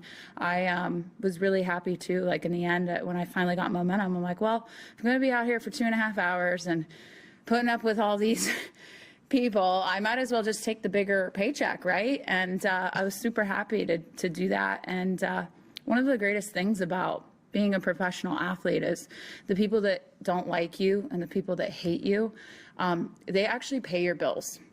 It's kind of a cool concept. And, obviously my professional career is not going to last forever. And so I just remind myself every day, when I have that kind of stuff, they're paying my bills. Every person that's bought a ticket to come out here and heckle me or, do what they do, it's all going towards the Danielle Collins Fund. So, bring it on. I love it. Where are you going to know that? So me and my group of girlfriends, we love a 5-star vacation. So I can guarantee you that check is going to go towards our next 5-star trip, hopefully to the Bahamas. We like boats. We like big boats. We like yachts. So, we'll post about it and let you guys know how it goes. God. That's fantastic. Look, Destiny is from here, and I think they really wanted for her to win badly. I think there was a lot of people that were super drunk and had a hard time controlling themselves and were really excited. I think, too, they wanted to continue seeing a good, long, hard match. But, look, I'm from a different country and here competing against someone that's from here. And ultimately, it was a pretty cool environment, I thought. Even though it was pretty rowdy, this girl loves it, so. Does it phase you at all? I guess sort of being maybe even the pantomime villain going forward, when you play Madison the next match, a few of these guys remember it. It seems like it doesn't bother you. It doesn't screw you. Yeah, all I have to say is good luck, pissing somebody off or getting under the skin of somebody that literally doesn't give a, can I say it? Seriously, good luck trying to get under the skin of somebody that really doesn't care. That's the Danimal. Yeah, you care. Danielle Collins. It sounds as if she cares quite a bit. When you take that much time to say that you don't care, you care. She seems very bothered. That's the Chip Kelly, I don't listen, but I hear everything. Well, isn't that every coach that says that? I don't hear that. And yet. But somebody told me. Someone told me. Okay. Yeah, you care. So, Well, anyway, some high-level tennis trolling there for you. Some Aussie, Australian Open tennis trolling. And that was, I asked Dan Lanning once about it. That's where the cooking on the grill comes from. And I asked him, I said, do you enjoy that? There's nothing better, because hostile crowds are tough to play in, right? It's home field advantage makes a difference. but there is no better feeling than going into a hostile environment and shutting people up. It's an amazing feeling if you can get over the hump, and she did. And so, hey, USA, baby. All right, up next, guess who doesn't have a signed contract? Ooh. On the Fan. Yeah.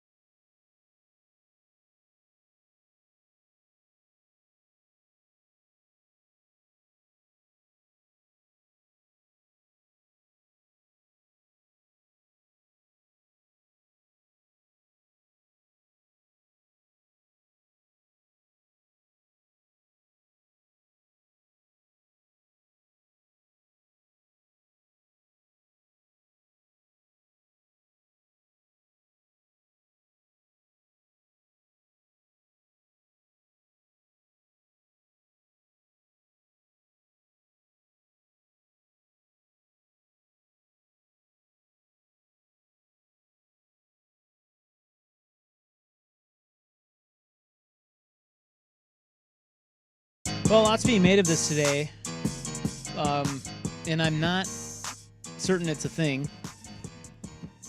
But, this is what we do. Sure. In the media. There's really nothing discernible to be worried about. Mm-hmm.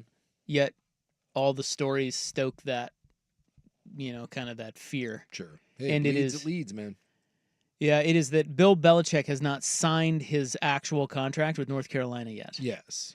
And so because of that, and that's actually quite normal that you get a term sheet first and then they do all the small language and give you the full contract a couple months later. Well, that's like Mike Price. If you remember, Mike Price was the head coach at Alabama. He was down in Alabama, but he hadn't actually signed the deal.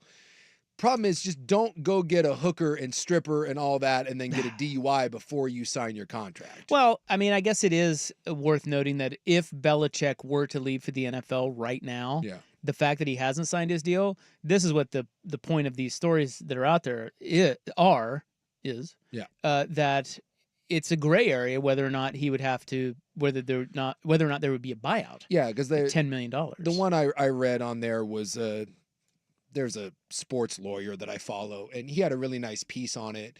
And he just said it's a real gray area because we don't know.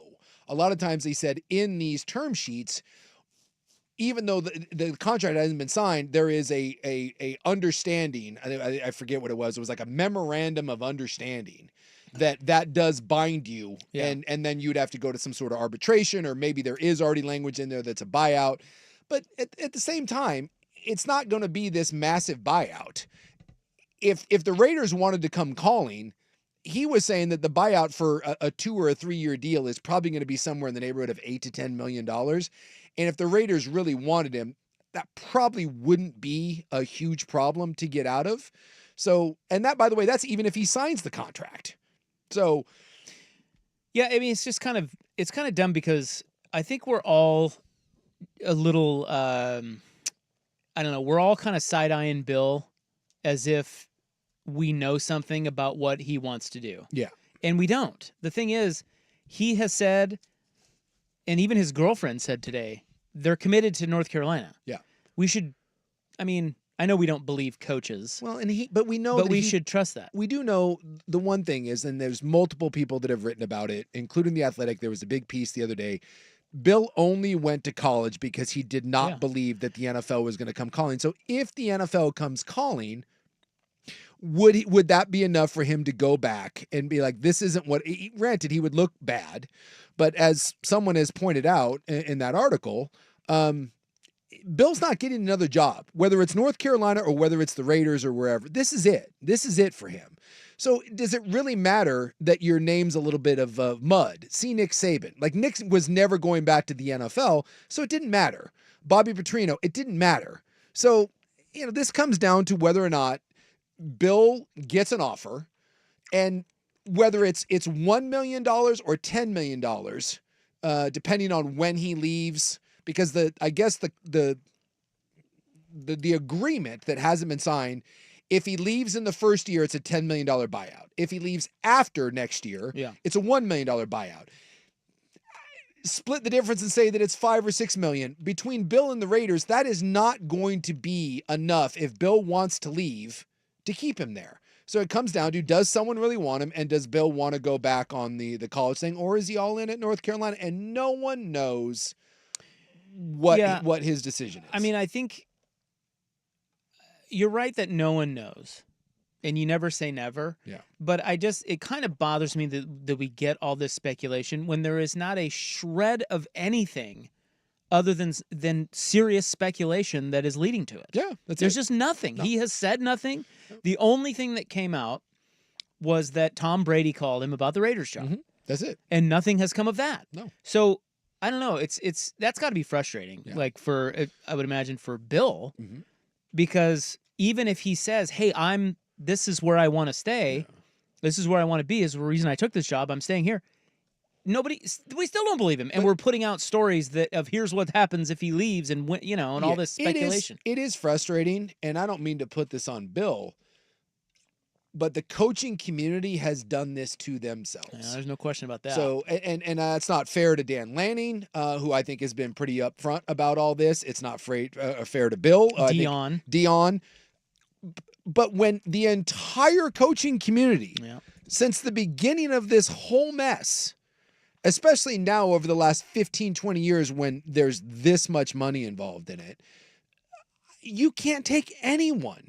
Again, I go back to the Nick Saban thing. Nick Saban sat there and berated reporters and said flat out, I will not be the next head coach at Alabama.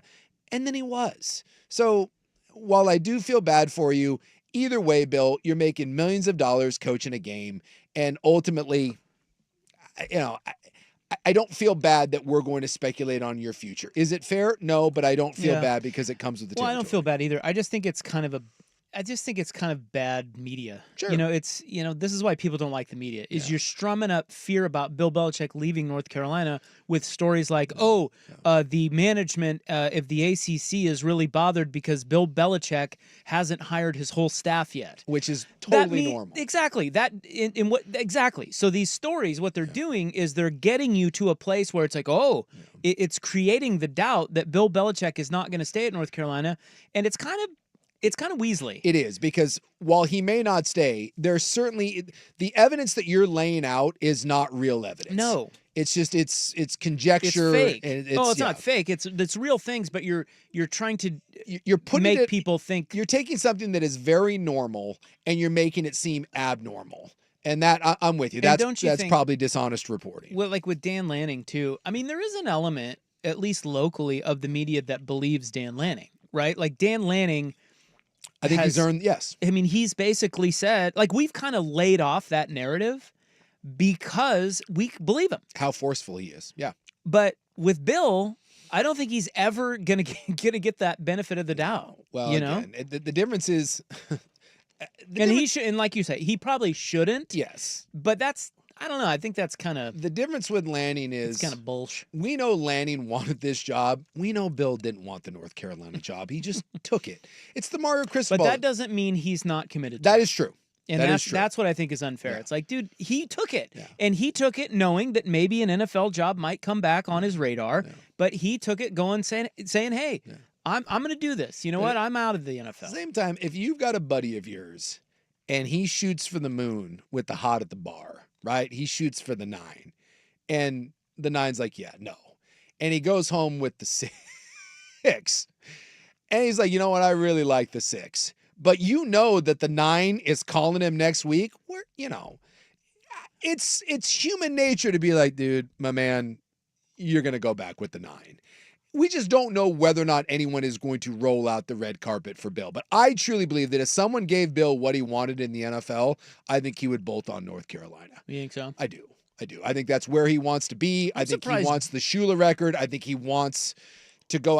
I can't imagine the most competitive human being in the history of that sport wants to go out the way he went out and kind of being made a fool of because of what Tom did down in Tampa. Meanwhile, he flamed out in spectacular fashion and then was told by the rest of what does that do to your ego? You are the greatest of all time. And like the Atlanta Falcons and the Carolina Panthers looked at you and was like, yeah, no. See, I think because he has an ego, he looks at it like, screw you. Yeah. I'm leaving the NFL. Could be. And I'm better than you now. Yeah. Like, I get the last. I think that's probably how he looks at it. Yeah. He's like, I don't need you. Yeah. I think it's more interesting. I hope he stays in North Carolina because college football is way more interesting with Bill at North Carolina. No offense, but if he goes to wherever, we've seen the NFL with Bill. And by the way, he's not going to take a bad team like the Raiders and make them relevant in a year or two. He's just not. So stay at North Carolina and let me see how that plays out. I'll just selfishly, I want to see him stay in college. The only job that I'm a little surprised he hasn't been talked about with is Jerry. Yeah. Like, I figured Jerry would have great respect for him and because Jerry doesn't give crap about the conventional wisdom about Belichick or his age. No. I'm surprised Jerry hasn't been linked to Belichick, but we haven't heard that yet. No, and the reports are that Jerry is doing this by himself. That Jerry is in charge of the hiring process. He's not talking to other people. It is Jerry's world, and he's going with it. And by the way, a day after it's welcome to the media. A day after we were told that Dion had turned down Dallas and that he wasn't interested, Now conflicting reports saying that absolutely that Dion, if he were to be offered that job, would take it, and that he's trying to, push Jerry to offer it. So, there's just so many different reports that get lobbed back and forth, and everyone wants to be first, and everyone wants to have the scoop. And I just think there's very few people that actually have a true, full understanding of what's going on with these things, especially when it's one crazy old coot that's in there making decisions on his own. I have scoop. Oh, you got scoops? I have scoop. I love it. And it is that, you remember that slap happy football coach that was the cop, but then he was at a camp with all his kids. The Oregon cop. Yeah. And he had a bunch of beers, and he went in and he woke them all up by slapping them. Yeah, you can't do that. Well, yes, you can. Oh, you can? Because he has been acquitted. Oh, really? That's right. Oh. It went to trial. But he still got fired. He did. But he's not. He got acquitted. Really? You can slap around kids? Apparently. Wow. I didn't know that. We'll get to that next on In the News. Here's Buck. Now, from the Fan Sports Desk, a Sports Center update on 1080 The Fan. Brought to you by Crunch Fitness. Memberships as low as $9.99 per month. Find your Crunch time in Portland, Vancouver, or online at crunch.com. First on the Fan, the Blazers back on the hardwood tonight, hosting the LA Clippers at Moda Center. Donovan Clingan, Jeremy Grant, Matisse Thybulle, all out for Portland. Denny Avdia is doubtful. Robert Williams is questionable. For the Clippers, Kawhi Leonard is out while Terrence Mann is questionable. Tip-off is at 7 o'clock. The Clippers are favored by 6.5. On the gridiron this weekend, 4 divisional playoff games in the NFL. The first game to kick on Saturday is Houston visiting top-seeded Kansas City, but the Texans may be without running back Joe Mixon, who is listed as questionable with an ankle injury. In golf, the Southern California Fires have forced officials to move the Genesis Invitational Tournament, moving Tigers tournament away from Riviera Country Club in Pacific Palisades next month. The new tournament location not yet determined. And the sports world loses a broadcasting legend as Bob Uecker passed away at the age of 90. He played 6 seasons in the big leagues and spent 53 years behind the mic for the Milwaukee Brewers. More sports scores and stories in 30 minutes. I'm Ryan Buckley, the 1080 The Fan Sports Desk. Listen live or on demand on the Odyssey app, the Fan's desktop player, or tell your smart speaker to play 1080 The Fan. Jump back to earlier parts of your favorite fan shows on the Odyssey app. The only way to rewind Portland's sports leader, 1080 The Fan. Well, I've never needed a personal injury attorney, JC Babes. I have. But if I did, it's really nice to know that I have one in my Rolodex now. Yeah, I've had a couple things where I've had some bad things happen, and it really sucks. It's scary. You're dealing with insurance companies, you're dealing with a bunch of medical bills, and you're not really sure kind of where to go, and it can be tough to navigate. And I wish I would have known about the Advocates many, many moons ago. The Advocates, that's who we're talking about. They're our friends Ken and Donnie. They are personal injury attorneys. They do not get paid until you win. So if you get injured, they can help you defer like your medical bills and all that crap. I introduced them to their first shot of Malort the other night. What's Malort? It's, if you've ever had a shot of Jaeger and thought to yourself, I would like this to be way, way worse, I give you the Midwest classic that is Malort. Ugh. Yeah, they were going to sue me over it. And I was like, whoa. You don't want to deal with them on that. Don't want to deal with them on that. So, well, good they people, are great. Consultations are free. There's no risk in calling to see whether they'll be able to help you. So if you've been injured or just like I do, like I haven't been injured, but if I'm ever injured, I now know who to call. Put them in your Rolodex. Their website is advocateslaw.com. So if you've been injured, you need more than a lawyer. You deserve an advocate. Go see our friends Ken and Donnie. Again, check them out at advocateslaw.com.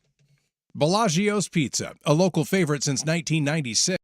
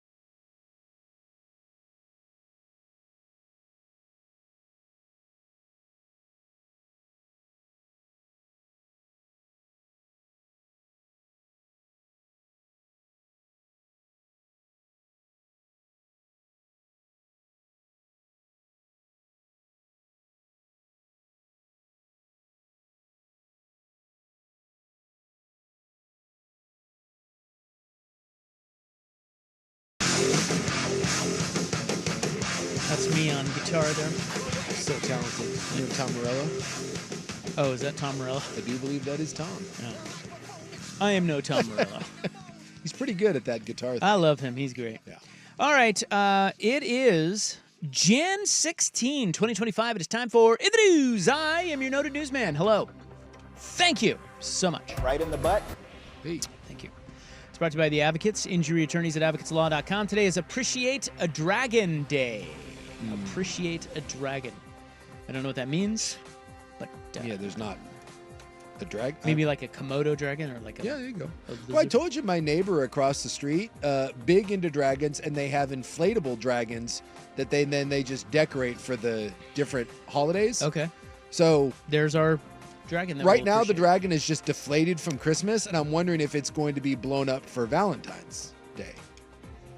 Because it just stays deflated. It's just on the lawn. It never goes away. Weird. Yeah, it just sits there. And then they blow it up, and then it, it was a Christmas dragon, and it'll be like an Easter dragon. It's a whole thing. It is also Prohibition Remembrance Day. I don't know why we need that. The temperance movement, if you will. For all you sobers. I think that's what they called that. The people that were trying to make us sober. Get out of here with that. Yeah. Don't tell me how to live my life. I tell you what, you know who's having that? What? Gen Zers. Oh, yeah, the Gen Zers aren't drinking? They're not drinking. Yeah, you're missing out. I have numbers on that. Would you like those numbers? That's why they're so anxious all the time. Exactly. Dude, lighten up. Have a drink. See some numbers here. Yeah, they're smoking the weed. So this is from the U.S. Bureau of Labor Statistics, and it is annual expenditure on alcohol in the U.S. by generation. Boomers, $25 billion. It's a lot of money. Gen Xers, $23 billion. Millennials, $23 billion. Gen Zers, $3 billion.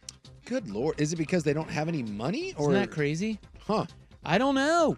Yeah, I don't know if that's because drinking's expensive to them, or they're finding other avenues.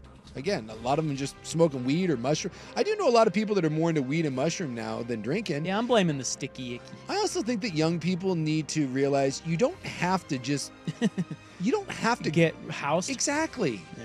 Sit down. That's and a have very cocktail. American thing. Lighten up. It's like the Europeans know how Glass to. of wine. The Europeans know how to drink in moderation Takes way it- better than we do. It takes an edge off. That being said, do not invite me out for a drink. That's a waste of my time. If we're going out for a drink, we're not going out for a drink, we're going out for drinks. Doesn't have to be 15, but we're not having one. Let's just make that abundantly clear right now. What if I only have one? No. Then don't invite me out. What are we doing? Well, we're talking. We're hanging. For one? Yeah. No. Well, I mean, what if I have a sarsaparilla for the other? Maybe I don't want more than one drink. No. Then again, I'm not your guy. No. It's either 0 or let's go 3. That's my 0 or 3. But then we're not. So doing if I invite you out and I don't drink, that's better than having one drink? Yes. Yeah. Okay. Don't quit on me. We're not having one. Don't give me that. Because you didn't even want the first one. What are you doing? If you're going to plant your flag, just plant it and be like, hey, I'm not drinking. Well, luckily, granted, I'm going to make fun of you and push more on you. Yeah, but I'll somewhat respect it. But don't have one nurse that drink for a half hour and then be like, oh, one for me. Well, luckily, I'm a guy who never just has one drink. Thank you. You Ever. know why? Because you're a good man. Well, I don't even know what that. I can't even physically do that. Exactly. Like, why? Why? Exactly. What is even the point of that? What are we doing? All right. Where was I? I had to get that up. That was the closest thing I've had to a Schulte rant in a while. The former head coach of Westview High School in Beaverton has been acquitted on all 12 counts of harassment following accusations of waking up players on his team by shaking and slapping them at an overnight football camp. Remember, we talked about this. Yeah. His name is Jamal Jones. I thought he was kind of dead to rights because, well, he slapped kids in the middle of the night. You can't do that. I didn't know it was going to trial. Yeah. After a 2-day trial testimony for 26 witnesses, the judge threw out the charges. Huh. Interesting. Yeah. Over what? Just well, conflicting testimony, or they come to some sort of settlement? Because it kind of sounds like they had him dead to rights and that he was slapping kids away. I thought that he for sure would have been nailed on this as well. I don't know why he wasn't. So his attorney said, Jamal and I had to bite our tongue during the initial press coverage here, but we believed in our criminal justice system and knew that the truth would eventually come out in court. Today it did, and I'm extremely happy for Jamal and his family. He is also a full-time police officer at Hillsborough Police Department. He has been on leave. But he's... All right, So he admitted to officers that he had been drinking. He said 4 Coors. Was that Coors Light or those Coors Banquets? I don't know. That night. Several students also filmed him who seemed to purposefully seek out kids that were asleep and appeared to be making sure those students were filming before he purposefully woke them up. He later describes his actions to police as tapping to lighten the mood, referring to the team as entitled. Hey, I can't believe... I know. It doesn't say really what the judge's decision This was. dumbass should never, and by the way, if you're listening out there, you indeed are a dumbass. Maybe you're a good guy, you're still a dumbass. You're entitled team, so you thought, let's drink. And by the way, can I do some drinking math here? When you're in trouble and you admit to 4 beers, that means you had 8 beers. You just double it.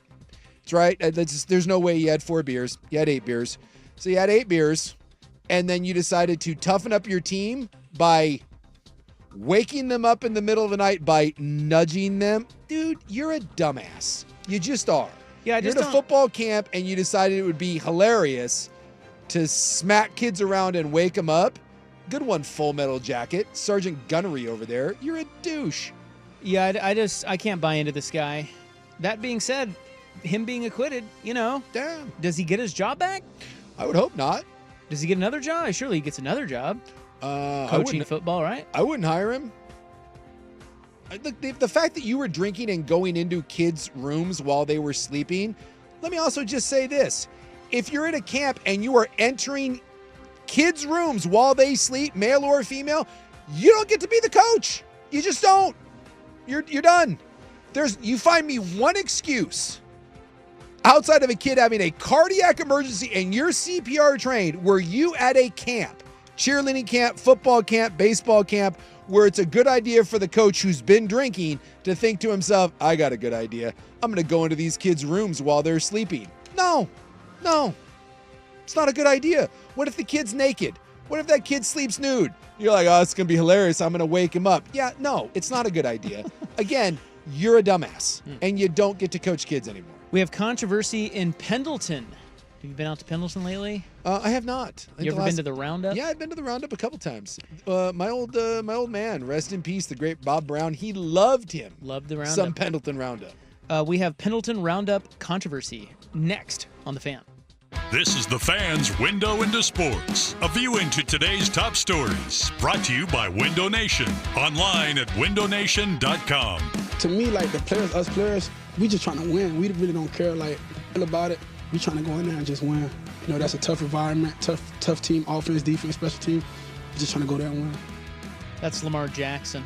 Yeah. They're still doing Hard Knocks in season during the playoffs. Did you notice that? I did not. Yeah, they had one for last week's game. Oh, I honestly haven't watched much of the NC. I watched the first one with Tomlin and yeah, it's not that great. And then I kind of tuned out. But I tell you, that John Harbaugh, he is one cheesy dude.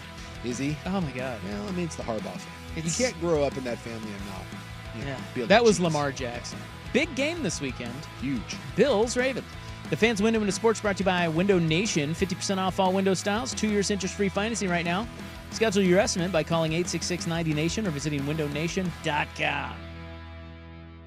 The NFL put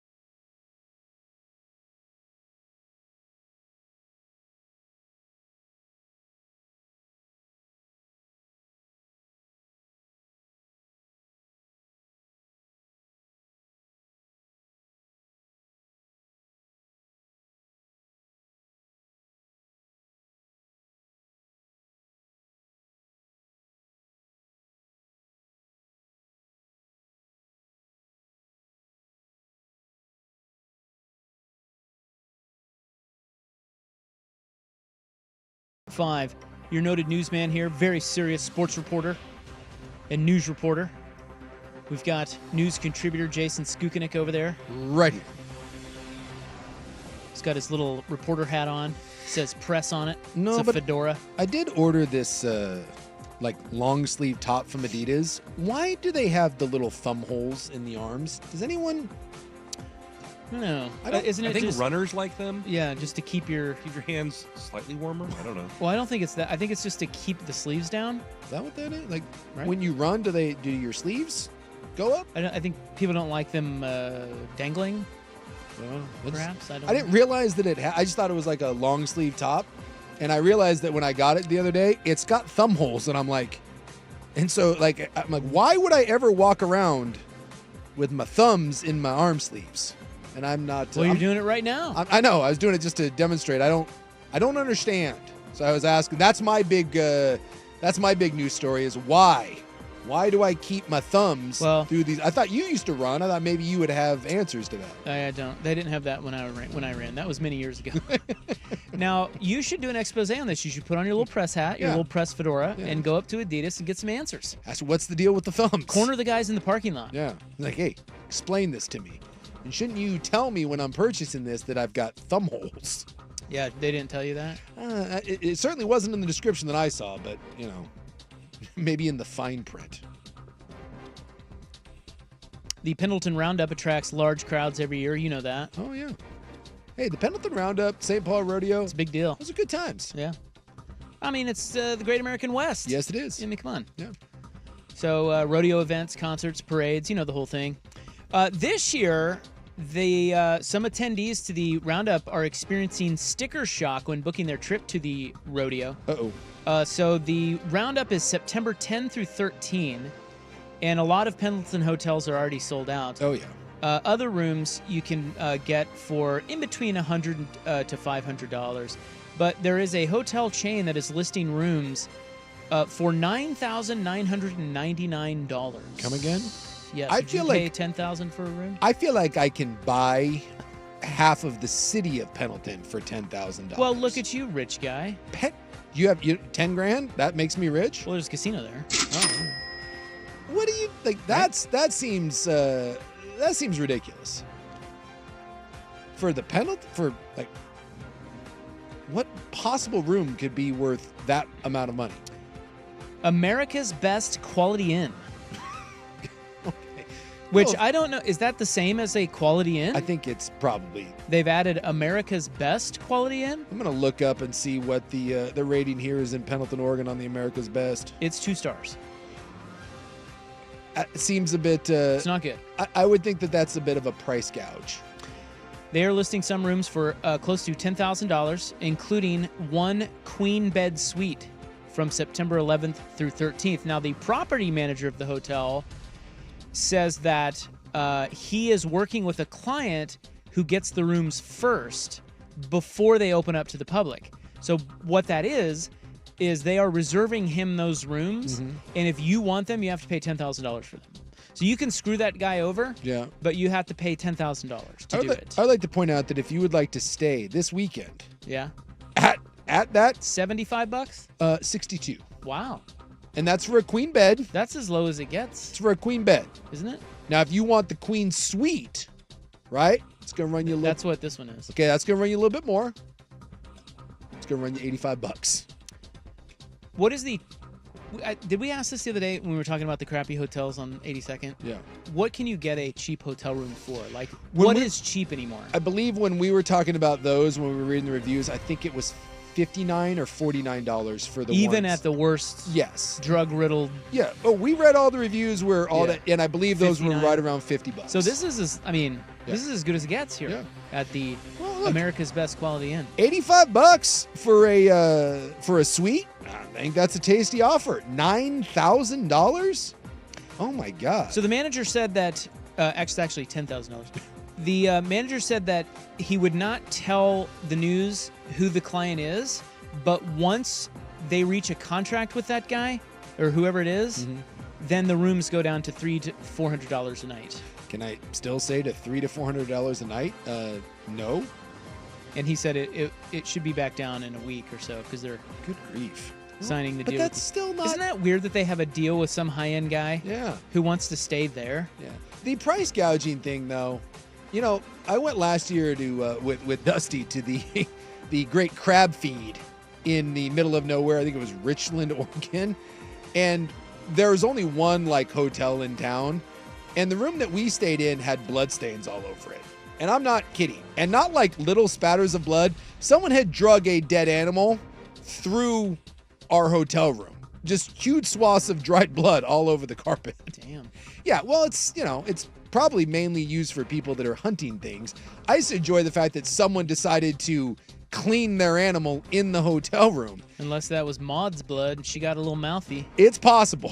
I was going to say, you better hope it was an animal, not a human. So the previous night when we had stayed at I believe it was the Hitchin Post in the town just south of that, it was about $65 for a double room. Me and Dusty were sharing. So Dusty got that one. I was going to get the second one. And I remember checking in to that. And when the lady hit me with the price, I did excuse me? What? It was like $170. And I was like, but because it was the crab feed. And so they jacked up. It was like it was 3 to 4 times more. They know what's up. Because we looked like the weekend after the crab feed, that room was back down to $50. Which I appreciate making a buck, but come on. You're just gouging people. Yeah, they haven't announced who's coming for the concert. Yeah. But what if it's one of the big headliner concert rock star people? Yeah. Country star people? Like Morgan Wallen or yeah, but Zach they don't Bryan or stay something. there. That's just for their bitches. Ooh, I like it. What do you mean by that? Maybe that's who's. You think it's a 2-star hotel. Yeah, well, it's 9,000. Throws people off the scent. It does throw people off the scent. You know what I'm saying? Yeah. Because they're not paying $10,000 a night. Look, they're just saying that to reserve it. I'll tell you what, for $10,000 a night, all the hookers should be included. That should be think about an all-inclusive resort. I should get everything for that price. And I mean, including the bed bugs. It all comes with I also think it's kind of funny that the hotel puts those rooms out to the public, even though they know they're reserving them for someone else. Yeah. Why even put them out? Then you're going to have to tell them, well, some guy was being a jerk and he paid $10,000 per night, so we don't have a room for you. Yeah, it's ridiculous. You know what I'm saying? Yeah. Why would you do that? I don't know. But I feel it's just Why kind not of just block out the rooms for them? Yeah, and say it's so not no available. no one can book them. Yeah. But you're letting people book them at a most unreasonable price. Except no one could possibly book that. There's no one. No offense to the I mean, I Pendleton- guess I would think There's not. no one. Come on. How rich would you have to be? How much of an FU move is it? Well, it would just for you to spend that. It would have to be the enemy of the person who is trying to book them. Yes, that's all it is.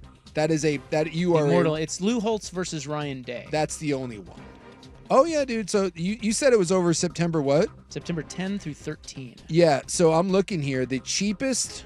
So I just went on Priceline here, and the cheapest room for that weekend at any of these hotels is $500. Yeah. $500. I ain't going to that thing. No. 3 hours, you know what? I'll make the drive. I bet you could probably drive 45 minutes out of town and fine. Yeah, that's true. You have to do that when you go at a concert at the Gorge or whatever. Yeah, you got to stay. Unless you camp there, you're not getting a room. I hate price gouging. That's in the news for Jan 16, 2025. It's brought to you by the Advocates Injury Attorneys at advocateslaw.com. The Hot 5 at 5 is coming up next on The Fan. The forecast calls for wet weather. It's time for Pub Beer's Wet January Report. Remember, dry January is fine, but don't judge people that need a beer with their football. Pub Beer, cheap fun. You know, a loss like this, a lot of things went wrong. You know, the energy and competitive spirit was not there. That's plain simple. You know, right now, the only thing I can do is support my guys. It's never a good experience to go through this. All I can do is support them, obviously own this myself as well, and then show up the next day and try to be better. So that's the coach of the Nets. Jordi Fernandez. Really? Yeah. Nailed it. He's a Spaniard. How did you know that? There's a little thing called internet. And he's talking about They lost by 59 last 59. And that I didn't need to know from the internet. I just knew that. Even if you told me that Georgie Fernandez was the coach, Jordy, whatever, of the Nets, I wouldn't believe you. Nah. I actually kind of don't believe you. I don't know what to tell you. I don't know who that is. Anyway, we've got to go here. Dry January is fine, but don't judge people who need a beer with their football. Pub beer, cheap fun. Every year is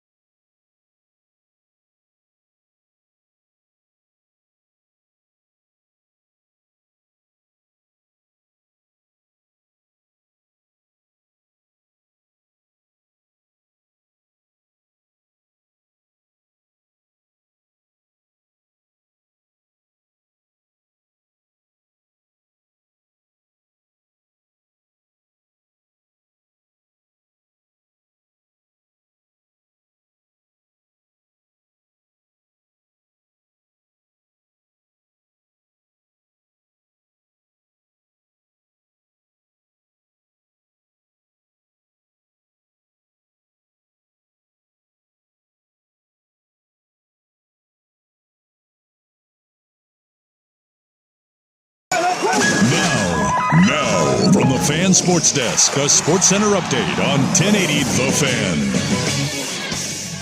Ryan Buckley with this Sports Center update. First on the Fan, the Blazers are back on the hardwood tonight, hosting the LA Clippers at Moda Center. Donovan Kling and Jeremy Grant, Matisse Thybulle all out for Portland. Denny Avdia is doubtful. Robert Williams III is questionable. On the Clippers side of things, Kawhi Leonard is out. He's not playing the back end of the back-to-back, and Terrence Mann is questionable. Tip-off tonight is at 7 o'clock. The Clippers are favored by 6.5. On the gridiron this weekend, 4 divisional playoff games in the NFL. The first game to kick on Saturday is Houston visiting Kansas City with the Texans, maybe without running back Joe Mixon, who is listed as questionable with an ankle injury. He missed practice today. In golf, the Southern California Flyers are forcing officials to move the Genesis Invitational away from Riviera Country Club in Pacific Palisades next month. New tournament location yet to be determined. And the sports world loses a broadcasting legend today as Bob Uecker has passed away at the age of 90. He played 6 seasons in the big leagues before becoming the Brewers broadcaster for 53 years. More sports scores and stories in 30 minutes. I'm Ryan Buckley, the 1080 The Fan Sports Desk. Listen live or on demand on the Odyssey app, the Fan's desktop player, or tell your smart speaker to play 1080 The Fan. Tired of getting dinged by subscriptions? We won't send you a bill. Portland's sports leader, 1080 The Fan. Good afternoon. At the tone, Pacific Daylight Time will be... It's 5 o'clock. 5 o'clock. One step closer to my own personal hell. This is Primetime on Sports Radio 1080 The Fan. We expect the best. We're not afraid to break someone. Do you hear me? Primetime is your source for the best in local, regional, and national sports. Go ahead and clap. Mediocrity deserves applause. Isaac Rodden. I'm miserable. I had to get up at 10 o'clock this morning. Jason Sakanet. I'm a dude playing a dude disguised as another dude. Primetime on 1080 The Fan. All right. Welcome back. Hope you're having a nice little Thursday. Juicy little Thursday. It's your Sports Bros. Rob here, Suk right over there. Got Ryan Buckley here. Are your balls jiggling? Coming up, we will talk about a very underrated game this weekend, Rams-Eagles. Yes. I think that's got potential to be the best one. Yeah. Though I would want to believe it's the Bills and Ravens. Like, that's the marquee one. But, boy, I cannot get the thumping that the Ravens put on him out of my head. Coming up this hour as well, we will talk about the big UMass Fordham tilt last night. I don't know if you saw that, but it was really something. Yeah, dude, I'm not kidding. Is this the bad beat one? You want to hear about this? Well, you'll find out. Okay. I think that's a different game, the one you're talking about. Did you see the bad beat one, Isaac? It's the worst thing I've ever seen. Someone sent this to Van Pelt. The over-under, it was like two, I don't want to say meaningless schools, but it's two like small like New York schools or something. And the over-under was 129, and it was sitting at 127, and the clock expires. Game over. And they put 0.5 seconds back on the clock. And the teams are already shaking hands. The teams are shaking hands. Oh, man. You know, and you know, it's over. And they toss it to the guy at midcourt who doesn't even shoot the ball. He just kind of... He like flips it. He just kind of flips it, right? Like the game's over. I mean, the guy went down by like 10 or whatever. The dude just flips it up from half court. Wow. And it goes the in. Casual 60-footer. Just like, I mean, he was behind half court. And someone sent it into Van Pelt and was like, there's no words. Worst speed of all time. That is the worst speed of all time. Yes. Or the best win of all time. Or the best win, right? The best thing going on ESPN, I'm sorry, is just the bad beats. It's really the only reason to turn into that program is the bad beats. But this Fordham game had a lot of things going on. Yeah. Fordham v. UMass. All right. The game you didn't know you needed to know about. No, I didn't. I'm not aware of what this game was bringing to the table. Coming up tonight in the club, we've got we got another wheels off story. Did you see the coyote? Again, can't process what this was. I thought it was fake. This is not fake. I was like, that has to be CGI. There's no way that's a real thing, and yet it is. Well, we'll tell you where they yanked a coyote from. By the way, under no circumstances should there be a surprise coyote. No. That's not the way coyotes work. Right. But yet, here we are. Yeah. What? And we have gullible woman being mocked for being gullible in the club tonight. I kind of feel bad for the gullibles. When you like the lady that gets swindled by... Did you see this swindling? Yeah, I saw this. Yeah, see, she's quite gullible. Like that Netflix. Remember they had the Netflix show about the dude that kept swindling the gals. Oh yeah, the Tinder swindler. Yeah, the Tinder swindler. Yeah, that guy. I want to like drop shame and scorn, but they're just lonely and horny is a terrible. Lonely, horny, and wealthy is a terrible combination. Okay, well, it's like and they're already going through it, so there's no reason to pile on. Exactly. So. You want to, but you can't. All right. Right now, the Hot 5 at 5:11. Hot topics, hot opinions. Oh, golly, I'm hot today. And hot air. It's time for the Hot 5 at 5. That's hot. The Hot 5 at 5 on Primetime with Isaac and Sue. No, I mean it. That's very hot. The Hot 5 at 5 with Isaac and Sue. Brought to you on The Fan by Victorico's Mexican Food.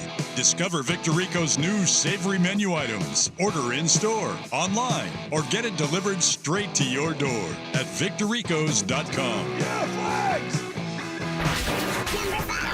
flags! Number 5. Well, the Department of Education has come out and said that Title IX applies to payments to all athletes. This is a big deal. Meaning the NCAA and, of course, its power conferences who have agreed to allow each school to share up to $21 million in direct payments to its athletes via NIL, they're now saying, according to the government, that will be split evenly between men's and women's sports. Ross Dellinger wrote a big piece on this, and the judge went even further and said it's not just revenue sharing. She said NIL. Because now NIL can run through the school. She said even if it's not run through the school, if it's a booster that's tied to the school, she's going to try to include that in it. Now, this is a huge deal, obviously, but also realize that there is a new government coming into place in about 4 days. Yeah. And the little rumor is that the government that's coming in place is not going to like the distribution of money equally, and that they may have something to say about this in the Department of Education. So, like anything else that happens in the NCAA, there's going to be more to this than meets the eye. But as of right now, this is a massive deal in the world of the NCAA. Well, the Clippers ear-flicked the Nets by only 59 points last night. Yes, that is the same Nets team that beat the Blazers by almost 20 on Tuesday, which means the spread for Portland hosting LA tonight should be 77. Seems a bit robust. I think it's, what, 8.5? 6.5. 6.5. Yeah. By the way, take the Clippers. The Cavs are visiting the Thunder later. Those teams, a combined 77-11. That game going on right now, Yeah, and it's the going Thunder on. are thumping them, Yeah. Oh. 47-27. Oh, damn. Now Didn't they beat him? No, Cavs won that. Cavs won the last first one game. close. In Cleveland, and this one's in Oklahoma City, and it's payback, bitch. There's your hot NBA news of the night. Two best teams in the league. Portland and the Clippers.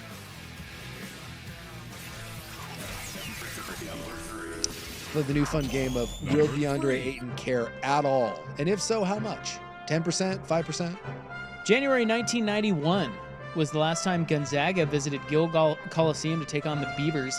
But the Zags are there tonight for a big West Coast Conference showdown. Oh, yeah, they're still on the West Coast.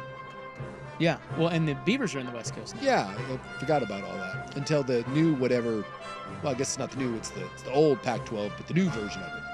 Number 13, Oregon, sitting idle all week. They are awaiting number 17, Purdue, at Matt Court on Saturday. The Boilermakers rallied to beat Washington last night in Seattle. They were down 8.5 and won by double digits. Oh, so I did not see that. Well, now you know. Now I know. The more you know. And knowing is half the battle, as G.I. Joe told me. That's really all I have on that. Number two. Just wanted to tell you that. Turns out Bill Belichick does not have a signed contract at North Carolina. This raises questions about his $10 million buyout. Now, it is normal for a coach to sign a term sheet and then months later get the full draft, but with Belichick, of course, folks, they're a little antsy. Yeah. Well, and he did sign the term sheet. The term sheet. And so I read a couple different articles today, and no one really is sure what that means. Whether that's 10 million, whether there's specific language in there until he signs it. Would you meet somewhere in the middle? Would there be an arbitration? At the end of the day, look, if the Raiders want him, whether it's 1 million or 10 million, that is not going to stop the Raiders or Bill Belichick if he wants to go back to the NFL. So at this point, it's a matter of, does someone really want Bill? And does Bill want to break his agreement with North Carolina and go back to the NFL? Because we do know that Bill did not want the North Carolina job. He just took it because he did not feel that he had an NFL job on the horizon. Also, trusted Cowboys insider Ed Werder is reporting that Deion Sanders would accept the Cowboys coaching gig if it is offered. Yeah, because a bunch of reports yesterday were saying that Deion turned it down, and Ed Werder, who is connected, said no. And he said Deion's people are actively trying to push Jerry into making the offer, and supposedly Jerry is making this decision by himself. No one else is involved. This is full Jerry Jones. It was called, quote, a solo mission. Jesus. What could possibly go wrong? That's what you get when you're, what, 80? He's probably 85, right? Early 80s? I think he's a little younger than you think. Is he? He just looks because like he looks terrible. Anyway. 82. Yeah, 82. When you're 82 and you look like that, you get to do whatever the hell you want with your football team. Yeah, how about them Cowboys? Baseball Hall of Famer Bob Uecker has passed away. He was 90 years old, otherwise known as Harry Doyle. Yeah, Major League and Mr. Belvedere. He was the Brewers play-by-play voice for over 53 seasons. Started in 1971, and unfortunately, because the Brewers have never won a World Series, he never saw them win a World Series. And by all accounts, just a great, great guy. Great guy, worked a little blue. Good baseball guy, funny dude. Once opened for Don Rickles. I mean, come on. Yeah. Tells a great story to Norm Macdonald Norm Macdonald told Dave Letterman when he first met Bob Uecker. Bob Uecker knew who he was, and he said, "What are you doing now?" He's like, "Well, I'm hosting a show called Norm. I'm Norm." And Uecker's like, "Yeah, you ever heard of Belvedere?" And Norm's like, "Yeah, I love that show." He's like, "Yeah, Belvedere. He's fat, but he's pretty cool." And then he tells a story about how Bob Uecker told him that they used to have fried cheese, like mozzarella sticks, on set at the of Mr. Belvedere. Mr. Belvedere had some curds. And Mr. Belvedere liked that. Yeah, well, Mr. Belvedere was a rotund man. Fat. Yeah. And it's so it's classic Norm Macdonald. He's just like, yeah, Euchre told me that he went into a meeting with all the higher ups and they told him to stop feeding Belvedere. By the way, you do a pretty good Norm Macdonald. It's not bad. So anyway, rest in peace. Bob Euchre was great. I saw this on Twitter today that I liked. This kid who said he got to meet Euchre when he was interning for the Rockies in 2004. And he said, I just found myself on an elevator with him, like up to the press level. And he says, me, the idiot. Good morning, Mr. Euchre. Nice day for a ball game. Euchre was wearing 70s shades, smelled like an ashtray, and looked like he got mangled by Jack Daniels the night prior. Euchre said, 2 last place teams on a meaningless day game in August. Hell of a day for baseball. I'm too old for this S. He made over 100 appearances on the Johnny Carson show. Johnny loved him. Euchre he was a great storyteller, and he was just an ambassador for the game of baseball. He was greatness. All right, let's talk about Rams Eagles. We'll get into that coming up next. The Hot 5-5 brought to you by Victor Rico's Mexican Food, a hit with the whole family. Order in-store, online, or delivered to your door at victorricos.com. When you think of flavor, think of Victor Rico's. We'll be right back on The Fan. The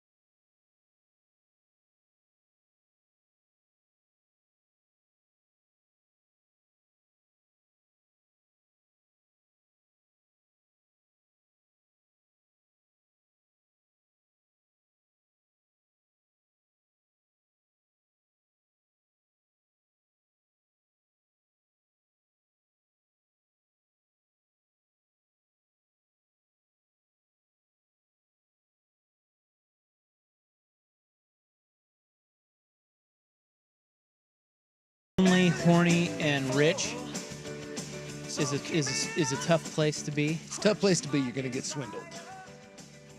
Well, we've got some people texting in that lonely, horny, and poor is worse. Well, but you're not going to get swindled being lonely, horny, and poor. But lonely, horny, and wealthy, you put a target. So which is worse? Probably lonely, horny, and poor. Yeah. If you're rich, maybe you can at least you're rich. Yeah, at least you're rich. Although not for long after one of these people gets a hold of you. Well, we talked about the Texans and Chiefs a little bit yesterday. Ravies, Bills, maybe a little bit more tomorrow. Yeah.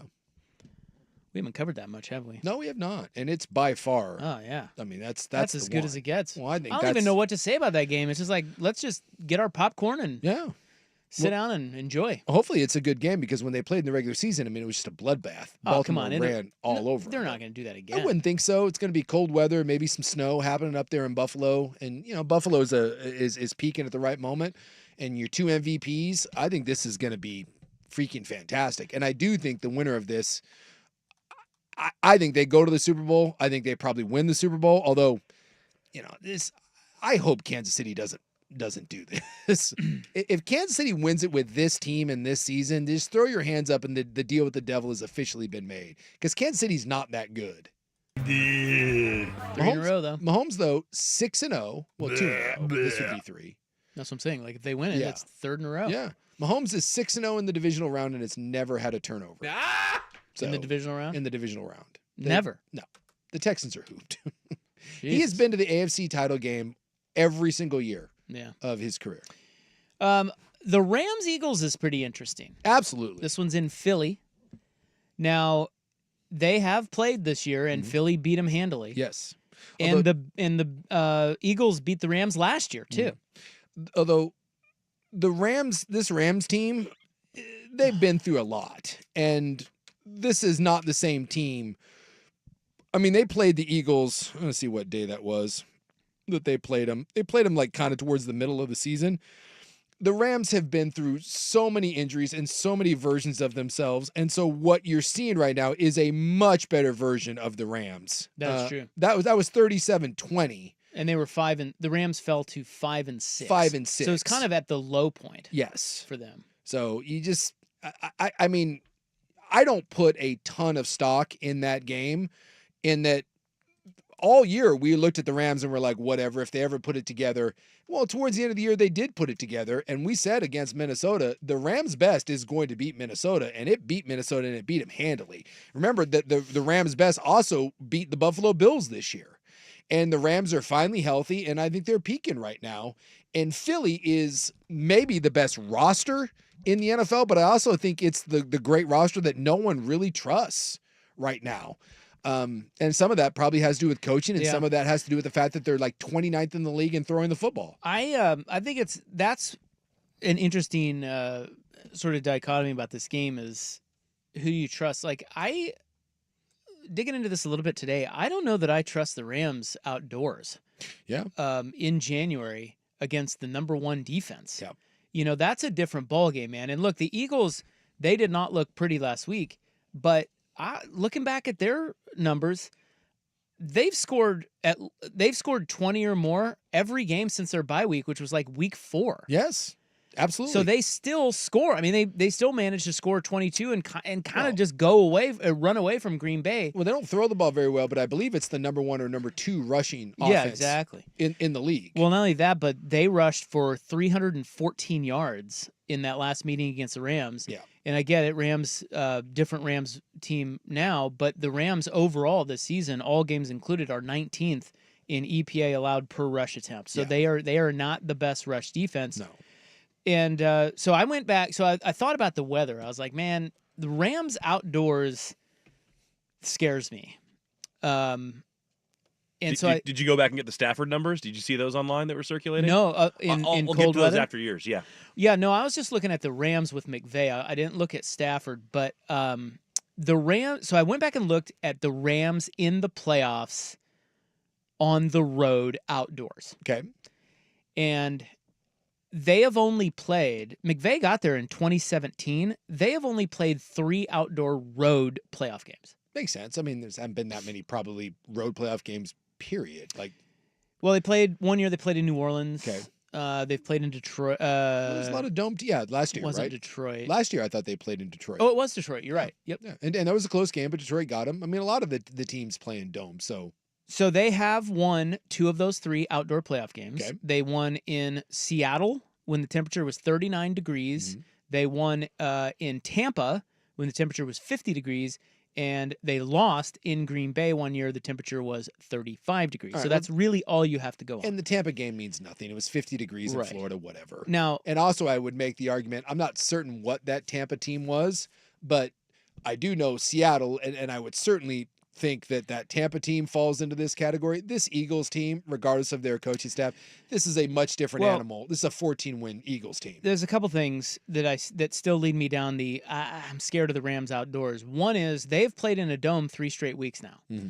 And now you're going outdoors in January against the top defense in football. If you look at them outdoors this year, they only scored 18 in Chicago. They only scored 20 in regulation in Seattle. Now they scored a touchdown in overtime, so they got 26 in that game. Yeah. But at the end of regulation, they had 20. They only scored 19 against the Jets, and they only scored 12 against San Francisco. That's not great. The one game that they played pretty well offensively on the road outdoors was New England. They beat them, I think, 28-20 or something. So they averaged 19 points per game on the outdoors. Not great. No. Although, again, to be devil's advocate, I'm telling you, throughout this year, the Rams have had to play so many of these games with 3 missing O-linemen, Puka out, Cooper Kupp out. I mean, it's been an absolute disaster of injuries on their offense, and I wonder how much of that is obviously the outdoor thing and the Rams, and how much of that was going back and looking at those games. Who played? Well, the Jets in the Niners game were weeks 15 and 16. Okay, so that's when they were, because they were 6-6. Yeah, they had people and they back. rattled off 5 in a row, Yeah. and 2 of those were San Francisco and New York. They won those games, Yeah. but they won 12-6 in San Francisco, and they won 19-9 in New York. And it is hard to believe that this Rams defense is young, it's hungry. They played so well against Minnesota. It's hard to believe that they're going to hold the Eagles to 17 points because the Eagles offense, as you mentioned, just is. It's one really of those good. things where I feel like I'm a little worried about the Rams outdoors, and then I think that oftentimes teams that look that bad offensively the week before, they're going to be better. I just feel like the Eagles' offense is going to be better. The Rams certainly are going to key on the run, so you wonder if it is a Jalen Hurts sort of A.J. Brown, Devontae Smith type of game. And A.J. Brown's banged up. Everyone is saying that he doesn't look like himself. He's been missing some practices with knee issues. Well, and we know that if you're going to pick a sword to die by with the Eagles, it's you make Jalen Hurts beat you. Jalen Hurts is that's what I do. Jalen I mean, Hurts you kind of is- have to do that, you right? kinda You have can't. to. You gave up 314 rushing yards the last time. Yes. We know they want to run the ball. That's what they want to do. You have to take them out of that. Yes. You have to just you force. have to. You force it, and you play man on the outside, and you live and die with it. And if Hurts can beat you in the middle of the field, and that's the thing, Hurts does a nice job, and this is same thing kind of with Jaden Daniels. Hurts is best. The Eagles' offense, why it gets bogged down at times in the passing game, is Hurts is not he's not a great tactician over the middle. He's not a guy that goes through a ton of progressions. Where Hurts is at his best is when he's actually throwing outside the numbers and the kind of go balls and these 50-50 things where he can take 3 steps and get rid of the ball and throw it up to 2 very, very talented receivers. So if you're the Rams, what you do is obviously you played loaded boxes. You try to slow down Saquon Barkley, and then you force Philadelphia. You funnel everything into the middle, probably play a lot of zone, and force Hurts to find open receivers through his progression. Easier said than done because not a lot of teams have been able to slow down Philly in the run game. And also Hurts is an absolute beast with his legs, and he can kill you on 3rd down when you get into 3rd and manageable situations. So as much as I don't love Sirianni and as much as I don't love that coaching staff, I've said it a million times. Top to bottom, this is probably the most talented roster in the NFL. And we just don't talk about it that way because at times that passing game and Hurts and the coaching staff can leave a lot to be desired. But you're 14-3. I feel like it's very, very nitpicky of us to be combing through Philly's problems. Yeah, I just this is a great one. I really, really, really want to see the Rams. I mean, I just want to see the Rams prove it. Yeah. Like, this is a different animal. Yeah. As good as they've been, okay, let's see what you got. Yes. Because they're saying it might snow there as well. Yeah. It'll be in the 30s, 20s, and 30s. And if it does turn into a bit of a slugfest, that obviously to me favors Philadelphia, who has no problem playing with that nasty ass defense and Saquon Barkley. I mean, it's basically like Chiefs Dolphins. Yes. Lesser version, but it's like that. I mean, this is a team that's used to playing in that weather, and the Rams that aren't. Yeah. This was circling on gambling Twitter, but Matthew Stafford, career games outdoors in the rain or snow. He's got 9 of them. Care to guess how many wins? 0. 1. 1 and 8 career outdoors in the rain or snow. 54.6 completion percentage. 14 TDs against 11 picks. A 76 passer rating. Damn, dude. Wow. Yeah. So maybe big deal. And I know a lot of people, and I picked the Rams last week. A lot of people picked the Rams last week, and they're kind of that sexy, get hot at the right moment, get into the postseason. Well, they look good. They look good, but I wonder if we're trying to talk ourselves into.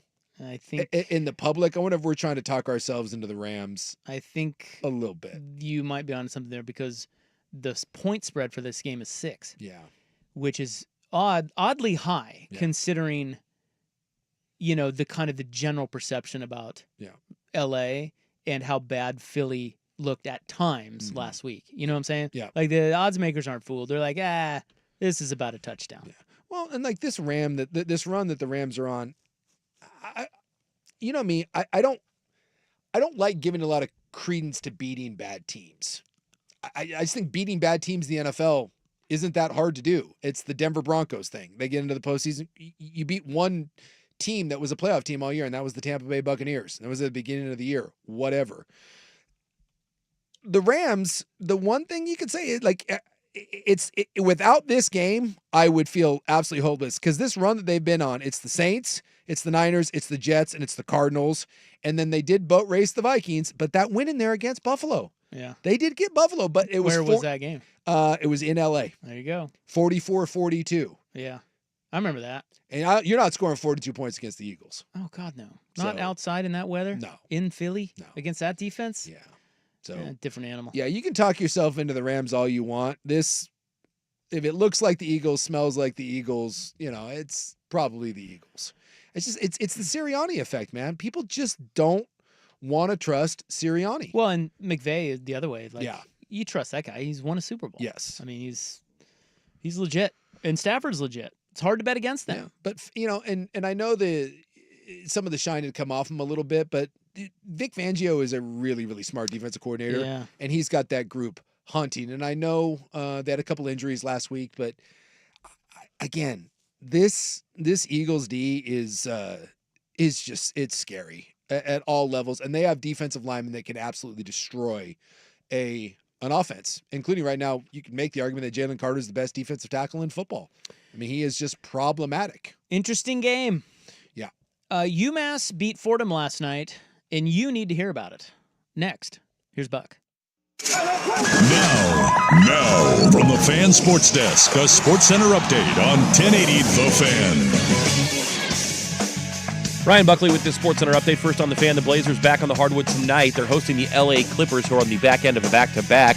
Donovan Clingan, Jeremy Grant, Matisse Thybulle all out for Portland. Denny Avdia is doubtful. Robert Williams III is questionable. On the Clippers side, Kawhi Leonard will not play the back end of the back-to-back, while Terrence Mann is questionable. Tip-off is at 7. The Clippers favored by 6.5. On the gridiron this weekend, 4 divisional playoff games in the NFL. The first game to kick off on Saturday is Houston visiting the Chiefs in Kansas City. For the Texans, maybe without their running back, as Joe Mixon missed practice today. He's listed as questionable with an ankle injury. In golf, the Southern California Fires have forced officials to move the Genesis Invitational. They're going to move Tigers tournament from Riviera Country Club in Pacific Palisades next month. New tournament location is yet to be determined. And the sports world loses a broadcasting legend today as Bob Uecker has passed away at the age of 90. He played 6 seasons in the big leagues before becoming the broadcaster for the Milwaukee Brewers for 53 years, as well as plenty of roles in both television and film. More sports scores and stories in 30 minutes. I'm Ryan Buckley at the 1080 The Fan Sports Desk. Listen live or on demand on the Odyssey app, the Fan's desktop player, or tell your smart speaker to play 1080 The Fan. It's The Fan on FM. Go to 99.5 FM HD2 and enjoy high def 1080 The Fan. It's time for Who's Leading the Charge? A look under the hood at the coaches, players, and teams getting it done. Brought to you by Battery Exchange. And the right-hander deals. Braun, the left and deep. Hey, get up! Get out of here! It is gone for Ryan Braun. He just hit the first pitch from Samardzija out of here in left field. And the Brewers have a 2-0 lead. The great Bob Uecker, who sounds 1,000 years old in that clip. Yeah, well, he probably was. He was still doing it at the age of 89. Yeah. But unfortunately has passed away at the age of 90, and the baseball world and the world in general is a worse place today. Who is leading the charge? Powered by Battery Exchange. Mention code BXT10 at checkout for 10% off your entire purchase this month online at batteryexchange.com. You wouldn't know it, but most financial advisors are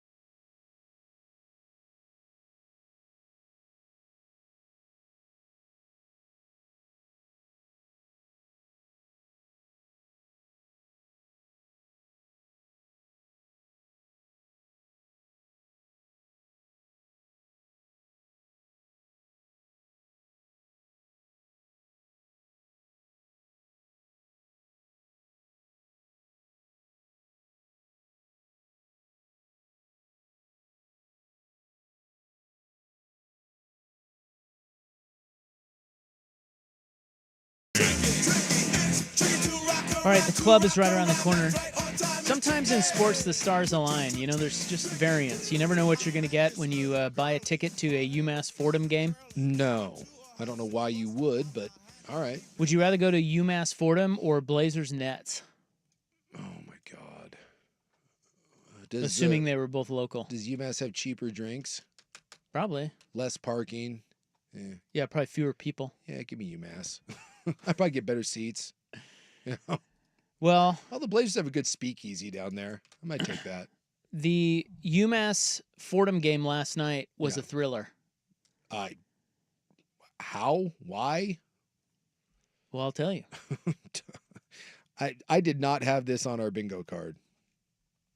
It went to triple overtime. Okay. See, that right there means I'd rather go to the Blazer game. No offense. I don't want to sit through any triple OT basketball game. See, I think this is a weird one because I don't know how you could sit through this game when I tell you the deets, but at the same time, it went to triple overtime and the final score was 120 to 118. My man, I once sat through a Mariner playoff game that I believe went 18 innings, if I remember correctly. And at the end of that game, I wanted to jump off of the side of the stadium. 3 overtimes in a basketball game that I don't really want to be at? No. That is the worst possible outcome. But it's still like drama, though. It's a good game. And there's a lot of points. It's like old Loyola Marymount, 120 to 118. But here's the thing. Yeah. The two teams combined for 122 free throw attempts. You literally have pointed out now my 7th concentric circle of hell. Dude. A 3 overtime college basketball game where I have to watch 122 free throws? Yes. 79 fouls. No. 10 players fouled out. No.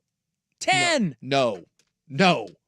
You're making me uncomfortable with this. So the 122 free throw attempts were the most in a Division I game since 1997.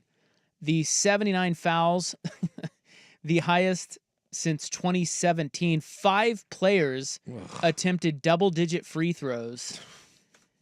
The 48 free throws made, 65 attempts, and the 238 combined points sets Fordham program records.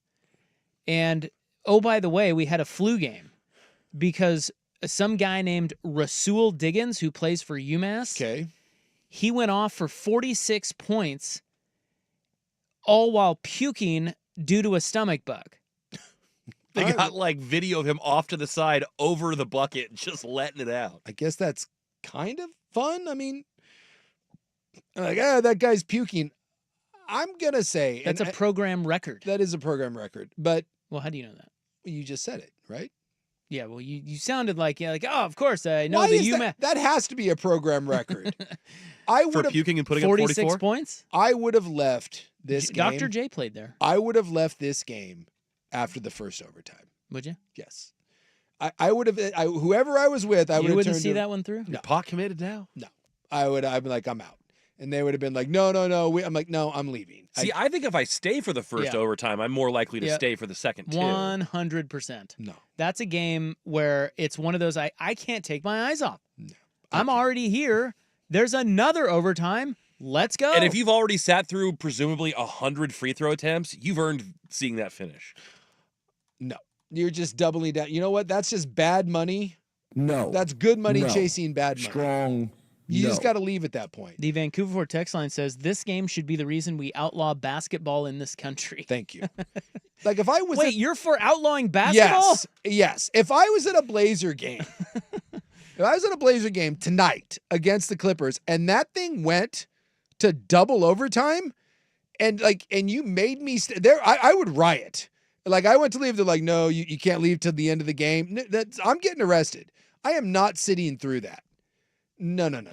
See, I think that Fordham UMass game. You think that's great? Isn't it funny how if you're sitting on your couch, overtime would make it better, but if you're there in person, overtime would make it worse? Well, overtime on my couch, I got a lot of things I can do. Right. In an arena, I'm locked in there. But if it's overtime on your TV, you're like, hell yeah, let's run it back, do some more. I've had this happen several times where I've been at an event, and when it goes into extras,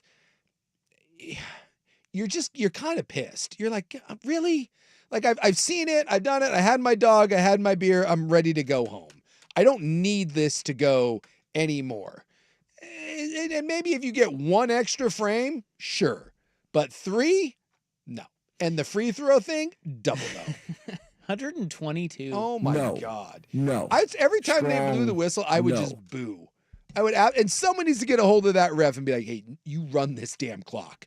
You move it along. Or you call a foul at the end and make sure someone gets a free throw to win this so we don't have to go through another overtime. I don't know what you're talking about. I mean, if you were to outlaw basketball or like build the case to outlaw basketball in the United States, would you show them that? Yes, I would. Really? Go to, you have a jury. Yes. And they're going to decide. This is damn You're showing them that? Yes. You know, the NHL is my favorite sport.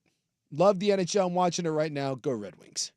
The beauty part about the NHL is that when it gets into overtime in the regular season, right, they remove 2 men from the ice, almost ensuring that you're probably going to get a goal because it's just 3-on-3, right? So a lot of open ice, so it's exciting, fast pace. And you know what happens after 5 minutes? 5 extra minutes! Shootout. Game ends right then.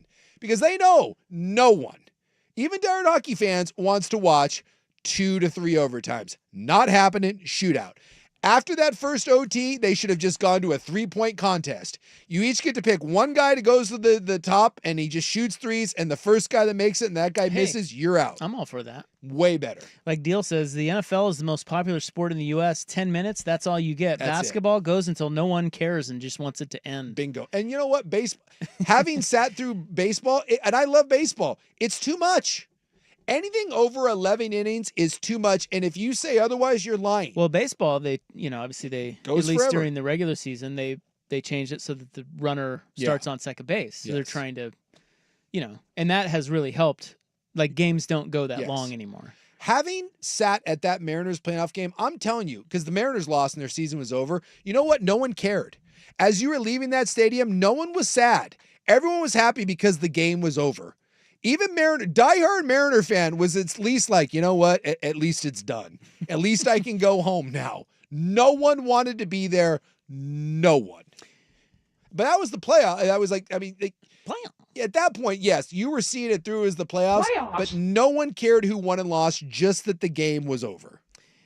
All right. Well, that's the Fordham UMass recap you didn't know you needed.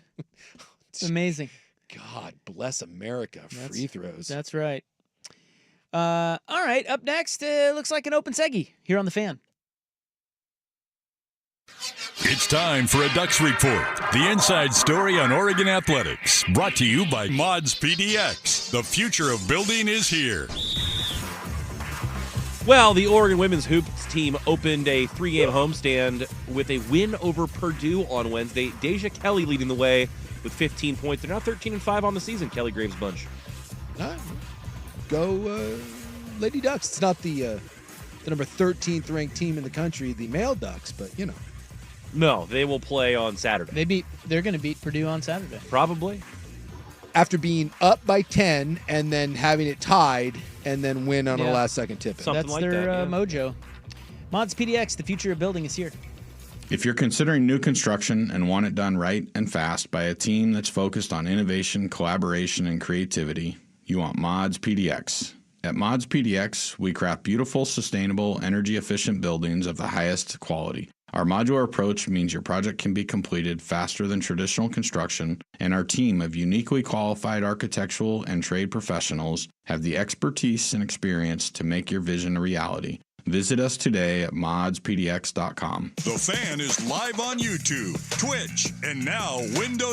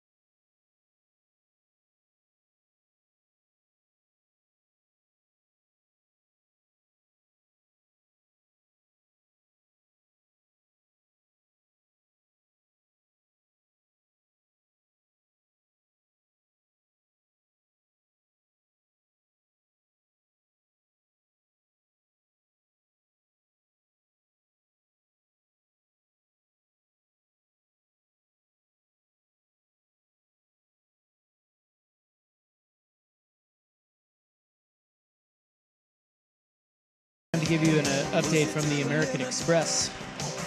Down in La Quinta today. Boy, weather was nice down there. I was interested more in the Tiger Woods, the TGL. Well, that you saw Tuesday. He got smoked. Also, La Quinta in the news because they could be the destination for the moving of the Genesis. Yeah, I hope they don't play it there. I hope they... Well, yeah, having 2 tournaments in the same place in the span of a month wouldn't be very cool. Well, that's where they have... But it's going to be one of the West Coast... Yeah, they... I mean, they're either going to go there or Torrey Pines or maybe... I don't think they're having it in Los Angeles. No. Well, yeah, they're moving it. The Genesis is at LA Country Club, but they're moving it. Is LA Country Club still there? Do we know? I don't know. I was going to look that up today and I forgot. But Bill Plaschke, by the way, the LA Times writer? Yeah. He has... It is a absolutely heart-wrenching piece today. Well, his house didn't burn down. His is the only one in his neighborhood that I saw that. I didn't know down. it was Bill Plaschke's house. Yeah, he said, "What did I do to deserve this?" Yeah, it said it is. I forget the title of it. It was, "What do you do when you lose nothing and everything because you feel terrible?" It's about survivor's guilt. His whole neighborhood is like gone, and his house is not. And he just, it's a really good, a really emotional read about what that's like. Because he's lived there for a long time and he knows all his neighbors and, the whole thing's gone except for him. And what do you do? Tom Hanks, I guess, had this too. Tom Hanks is the only house in his neighborhood that survived. And it's a really, really good read if you get a second on, LA Times. And by the way, I was mistaken. It's not at LA Country Club. The Genesis is at the Riviera Country Club. Okay. And I don't know its status. Yeah. Because it is located in Pacific Palisades, which is where this fire started. Exactly. So, a lot of that place is just gone. But, I haven't read anything about country clubs or, anything like that. There is somebody posted a video of wildfires rapidly approaching Riviera Country Club. Mm-hmm. And they said reporters in the area have estimated those fires were moving at 2 to 3 football fields per minute. Jeez. Now, this was not today, Yeah. obviously. So, I don't know, but they are not playing the tournament there. So it's either going to be at Torrey or La Quinta. Yeah. Or what's the other West Coast one? Is there another West Coast one? Well, you could move it up into like San Francisco and stuff, right? Could. Because what's the Olympics up there, right? Like Olympic Club. Olympic Club. Harding Park. Yeah. Anyway, hot golf talk. Yeah, there you go.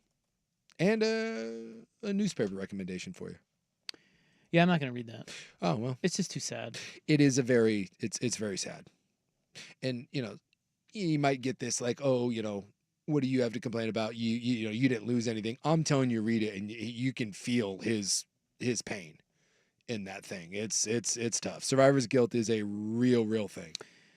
All right, well, there's your open seggy. We blew it. We blew it on golf. A great sport, a man's sport, a gritty sport. Oh, yes. A real blue-collar sport. A blue-collar sport. Gold jacket, green jacket, who gives it? An inclusive sport. Yeah. Is golf like the most, does it exclude the most people because of the cost? Well, you're probably looking at like the more high-end, polo. Oh, yeah. I'd say of the major sports. Have either of you guys watched that documentary yet on Netflix about polo? No. No, don't care about polo. No. Well, I don't care about polo either, but I also know nothing about polo. So I'm like, maybe What'd we learn? I'll check that out. Well, I haven't watched it yet. All right. But the trailers make it look like action-packed. There's a bit of a crisis going on right now in the world of hockey because all the equipment has become, and the ice time now, especially after the pandemic, it's become so expensive that a lot of the kind of the country folk from Canada and the smaller Northeast cities, they can't afford anymore. Like sticks now are like $400. Some of the nicer skates are $1,500. And that's before you even get to the ice time and any of that. They're having a real crisis in that they just less and less kids are playing because they can't afford it. Pick up a basketball, man. Yeah. With global warming, there's probably less ice too. Well, that's the thing. Like you have to rent your ice time to even practice and play. And that's why soccer is the biggest sport in the world. That's right. All you need is a little ball and away you go. Kids find an open field. Yep. What was I going to tell you? Oh, tennis probably pretty. Yeah, Yeah. What's the word you used? It's exclusionary. Yeah. Tennis. Skiing, like all the Olympic skiing. Yeah. You just can't, high barrier for entry with the snow sports. I can imagine, yeah. Not a lot of inner city kids going to the mountain to shred some gnarly Let me just pow-pow. grab the sticks and head on up there. Just head on up. All right, well, we'll get to the Coyote in Chicago. Gullible woman mocked for being gullible. And, Buckley has really been coming through some stories lately. He has a couple weeks ago we did or was it last week? We did the biggest dong size by country. Yeah. We have biggest bumper size by country. Well, this is weird because, there's a lot of artificial. Who do you think has the biggest tees in the world? And where is the U.S.? Thinking like some Bavarian, milkers. I'm going to show you my boobs. God. I'm thinking somewhere over there, man. I'm thinking the Germans, the Austrians. All right. Bavarian True story. You ever see like I don't know if you can say that, but I liked it. What? You ever seen like an Oktoberfest? Like the Come St. on. Pauli girl? Yeah, like some Helga, Those are some heavies right there. They know how to do it over there. Yeah, we'll get to that in the club next on The Fan.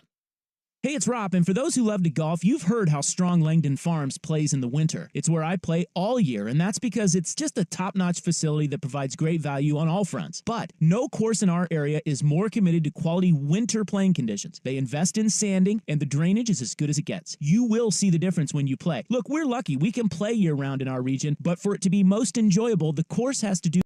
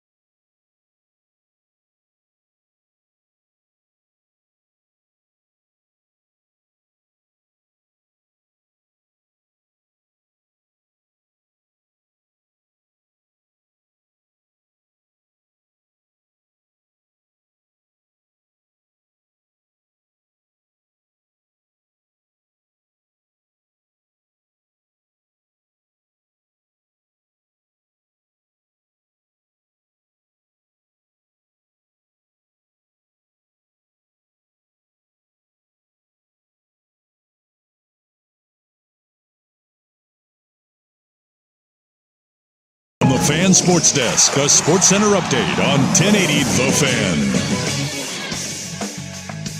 Brought to you by Reynolds Defense Firm. If you've been arrested for DUI, you need a team of attorneys that you can put your trust into. Call Reynolds Defense Firm today online at reynoldsdefensefirm.com. First on the Fan, the Blazers back on the hardwood tonight, hosting the LA Clippers at Moda Center. Donovan Clingan, Jeremy Grant, and Matisse Thybulle all out for Portland. Denny Avdia is doubtful. Robert Williams III is questionable.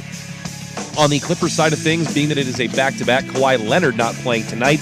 Meanwhile, Terrence Mann is questionable. Tip-off is at 7. The Clippers favored by 6.5. On the gridiron this weekend, 4 divisional playoff games in the NFL. The first game to kick on Saturday is Houston visiting the Chiefs, but the Texans may be without their running back Joe Mixon, who missed practice today and is questionable with an ankle injury. In golf, the Southern California Fire is forcing officials to move the Genesis Invitational away from Riviera Country Club in Pacific Palisades next month. A new tournament destination has not yet been chosen.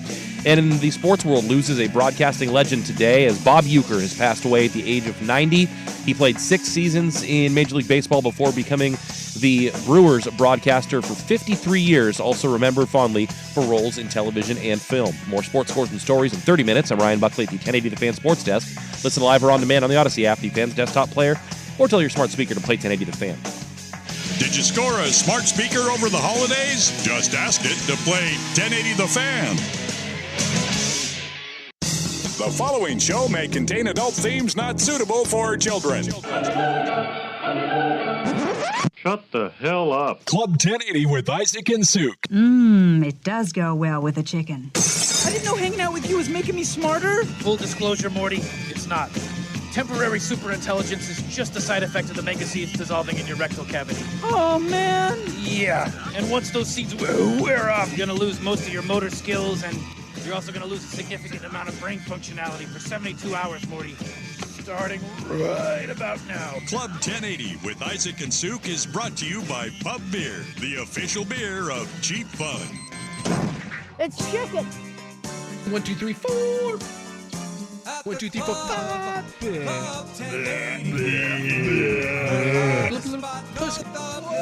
Athletics is athletics. Football's football. Sports is business. Germany's a great city. I'm gay. That ain't no bird. Hey, yeah, beautiful hair. My son is an idiot. Rocking you on a Friday. Why did I say that? Hi, I'm a balloon. Bye. What is the Colorado Rockies? Tweet, tweet, tweet, tweet, tweet. Hi, nice to have you along. Yeah. What are you guys doing out there? Thinking like some Bavarian milkers. Talking about Bavarian milkers. We will. Yeah. Talking about those heavies. Tell you what, it's not going to be the Asian countries. They didn't do well in the male rankings, and they're not going to do well in this. They did not. No. Believe me, I know. I'm experienced in this. But we'll get to that. But first, I have big Coyote news for you.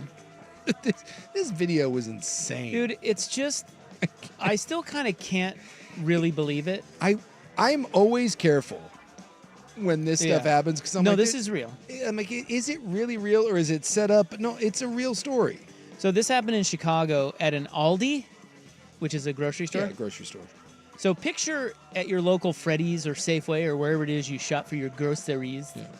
Picture the vegetable area where it's the cooler but it's open. Yeah, so you got your prepackaged salads in there and you know your little carrots and all that good stuff. Yeah, your little carrots. Yeah. For your little veggie hands. And maybe down below you got some salami or some little cube meats if you want to do that. So there's a viral video of somebody from I don't even know who it was. Who was pulling? I think that's animal control. Okay. I believe. You know, because sometimes animal control is like tied in with the police.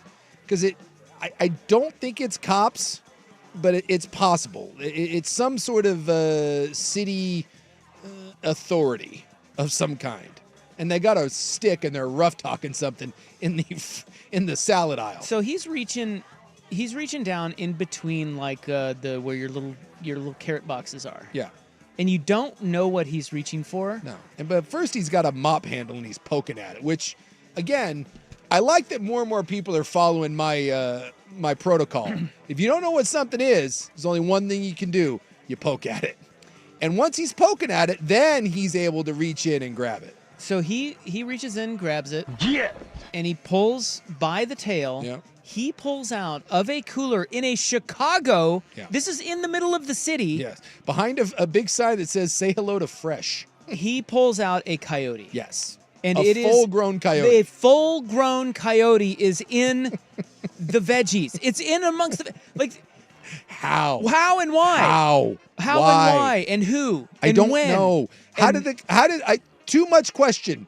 How did the coyote get in the grocery store? Once he was in the grocery store, did anyone see him? Why, of all the places that he could hide, why is he hiding in the salad aisle? Yeah. Why isn't he at the hot bar? Yeah, he jumped in there. I don't know. I need details on this. So there was an update, let's see, Tuesday. I do enjoy, though, that they had the caution sign out. Caution, coyote. Caution, wet floor. In this case, caution, coyote. But wait, before I get to the update, can you imagine going to reach for something and there's a freaking live coyote right there? What is even happening? Who's winning? What is I would happening? think I would feel like I'm on drugs. Like, am I hallucinating? If I showed you the beginning of the video and told you that someone is about to pull something out of this, you would be here for a week before you got to coyote. Snake. Yes. Snake, some sort of like tarantula. Even if you saw bushy tail, you're not going to Squirrel. go You're coyote. going squirrel, possibly Raccoon. right? Yeah, I guess. Possum. Badger. But coyote? Had it been in the store like all night? Is this a morning coyote? So if you want to know, for those that know Chicago, it's a place called Humboldt Park. And it's the Aldi on Kedzie Street. Text my daughter, see if this was over by where she lived at all. So the coyote was taken in by the Flint Creek Wildlife Rehabilitation Center. Okay.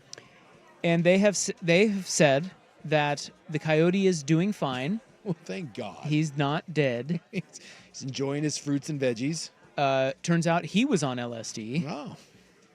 They said he is scared, but he does get to go back to the wild, which is nice. So he's not like he's unharmed. This isn't someone that had like a pet or something. He's a wild No. coyote that found his way in. Well, they asked him, what do you think happened with this? Like, how does this happen? And they said that they believe that, they have the sliding doors, Yeah. the motion doors. Yeah. So they were probably open and the coyote was probably running from traffic.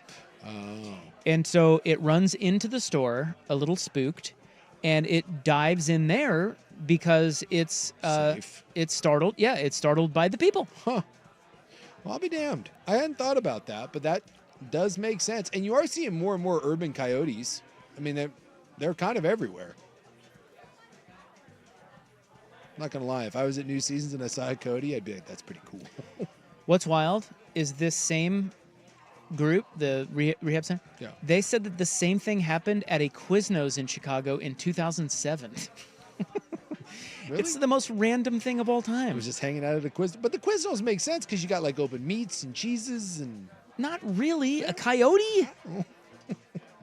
What if it was the same coyote? Although that's an old-ass coyote. 2007, you said? Yeah, how long do coyotes I live? don't think that long. Especially urban ones. I think they get shot and hit by cars a lot. No one cares about the coyote. No. And We don't. I do kind of feel bad for the coyote because, like, it's a dog. And, like, we would never treat a dog the way we treat a coyote. Dude, people just blast those things left and right. No. You can walk into, like, any, like, outdoor store and they just have, like lines of furs and tails. And people kill them for no reason. They're just viewed as a nuisance. They don't eat them or whatever. They just kill them and dump them in dumpsters. The coyote gets no respect. No, it doesn't. You don't want them around, but... It's just a wild... But there's nothing you can do with it. No. I don't know. It's just a wild dog. But I kind of feel bad because when I look at him, I'm like, oh, man, sorry, buddy. That thing's just scared and just wants to eat. It's just out, like, because it kills someone's chicken or a cat or whatever. And, how else is it supposed to eat? It's just out there doing coyote things. Got to go to an Aldi. Yeah. Get some I kind of like the way cold cuts. I like the way this guy's thinking. He's like, hey, I could kill your neighborhood cat or I can head into the grocery store. What if he rolled in there and was like, oh my God, this has been here the whole time? Look at all this food. He's sending the other coyotes in. He's pinging them. Next thing you know, guys, check this out. You go into a grocery store and there's 3 coyotes sitting there. Why are we hunting? I'm not going to lie. If I walked into a store and I had some chicken tendies maybe from the hot bar, and I saw 3 coyotes sitting there staring at me, I'd give them a chicken tender. Would you? Yeah. Dude, I am a sucker for a dog. I am incapable of a dog staring at me and me not giving it a treat. You ever that where like you're like someone would be like can your dog have a treat? And they're like, no. The moment you turn around, guess what? I'm giving your dog a treat. Yeah, no one's ever said no to me. I've had that where people are like, can you not feed the dog? I'm like, whatever. It's the moment you turn your back. Hey, can your dog have people food? Oh, no. Yeah, wait and see what happens when I'm in charge of it. 2 things about that dog. 1, that dog's getting petted, and 2, that dog's getting treats. It's the way I operate. It's a wild story. They want to remind you that January through March is coyote mating season, and that means increased activity and sightings of coyotes. Yeah, and now that they know that grocery stores exist, you might need some coyote security. Well, more and more grocery stores now they've. I know all the Freddy's by me now in the Safeway. They do the Costco checkout. They've got the person at the door that checks your receipt. Oh, do they? Yeah. I saw that. We have a Zupans pretty close to our house, and I go in there from time to time. And the other night I was in there picking up my wife something because she's still down with the flu. Yeah. And I noticed that they had security for the first time, and it's in a nice area. It's like everyone's got it now. I was surprised. Yeah. Of course, he was staring at his phone, not paying attention to anything. Mine do. I mean, I don't want to rat the guy out. But. Mine do the let me see your receipt, and then they count the items and. Well, yeah. I mean, you got little kids running around your neighborhood yelling the N-word. That is true. I mean, all hell's breaking loose over there. Yeah, but do you think that kid respects the security guard? That kid's just running. He's not showing his receipt. Well, I wonder that. Like, I often think about that when I have to, because the first couple times, I don't know about you, I'm a receipt thrower, or I don't take my receipt. I never take it. Right? So the first couple times, I was like, oh, son of a, and I had to go back and get the receipt. Does anybody keep receipts? I don't. Anymore? I mean, I certainly don't walk out with mine. And so the first couple times I was a little annoyed because I was like, oh, yeah, here, and I had like 3 items. I'm like, dude, I'm not stealing these 3 items. But I did get to thinking, if my intention was to steal, I believe the first time, I believe I had a pack of cream cheese, a can of corn. We were making street corn, and I had some Reese's Pieces. Those are my 3 items, right? First off, who's stealing canned corn, cream cheese, and Reese's Pieces? That's not really a high theft sort of thing. But still, you made me go back and get my receipt. If I was going to steal said items, I know you're going to ask for the receipt. Why wouldn't I just run past you with my 3 items? The moment I stop, that should be an indicator I'm not stealing these 3 things. Because if a punk teenager somehow wants to get his hands on some discount-free 5-finger discount cream cheese, he's just going to run. He's running right by you. So I think sometimes, while I appreciate the security guard's zeal, you got to put some common sense into this. Yeah. Like I would like that was like $7 worth of things. Look at me. I'm not stealing that. It's like and if I did, that's the worst list of stolen items in the history of that Fred Meyer. Well, and if you did take off with your cream cheese, yeah, is he going to chase you? Exactly. So why would I stop? Because that's what I said. I said, yeah, I paid for it back there. He goes, I need the receipt. And I was like, really? Yeah, he's just told. I understand, doing his but job. Like, I'm here. We're having this conversation. The fact that we're having this conversation means I didn't steal these 3 items. I did not. Unless you're trying to pull one over on him. For $7. Yeah. Well, hey, times are tough. Balling on a budget out there. Because they make policies and everyone's under that policy. And yes, I did have to go back and get my receipt. Yeah, I mean, you can't just be making exceptions for insurrectionist-looking fellas. I know you want that because you think you're special. You ain't special. Go get your damn receipt. I want common sense. Well, I want common sense. Common sense to him is just show me your receipt, and then we won't have to deal with this. Well, from now I learned my lesson. I bring my receipt with me when I go to the door. I just think sometimes, it has the best way. I got to be careful. Uh-oh. I'm not saying we're profiling anyone. Oh boy. Don't profile. But it's like when you're at the when you're at the airport, right? and I got the 90-year-old woman that can barely walk. She's not blowing up the airplane. How do you know? Because it's never happened. That lady literally can barely walk, and yet we're going to pull her for secondary screening? Come on. I would rather me be pulled for secondary screening every time than Gertrude. We don't need to pat Gertie down. We don't. Gertie's not hijacking this airplane. It's random. They can't help who gets chosen. Well, maybe we need to unrandomize this. Well, see, there you go. You can't be saying that. You're canceled. Gertie. And the next thing you know, just because it hasn't happened, they put the pipe bomb on Gertie. That's not the way that works. Well, it might now. It's not. You know? Poor old bag. Just trying to get to Palm Springs. I don't even know what they look for at Costco. You got like 1,000 items. They glance at my receipt. I don't even know what that is, but there's some sort of speed read receipt. They're like, oh, you're fine. And send you on your Yeah, it way. is kind of weird. They've always done it there. I don't really know why. I don't know I guess either. because it would be easy to because people buy so much stuff. Yeah. Maybe that's what it is. Yeah. That it'd be easy to throw extra stuff in there and get away with it. But there's no way they can possibly count the number of items I have. Yeah. They look at my receipt for like 2 seconds. You're telling me they know what's in my cart? That cart is stacked high at times. True. I don't know what they do, but yeah. There you ain't getting out of Costco without someone looking at your receipt, unless, of course, you just run out of there. I figure if you just run out of a store, you're scot-free, which is what anyone that's stealing is doing anyways. And that's why they put security. Yeah.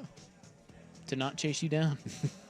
I know. Sir, stop. No, I'm just going to keep going. All right. Well, this poor woman, she got duped by Brad Pitt. And we will talk about that story next on The Fan.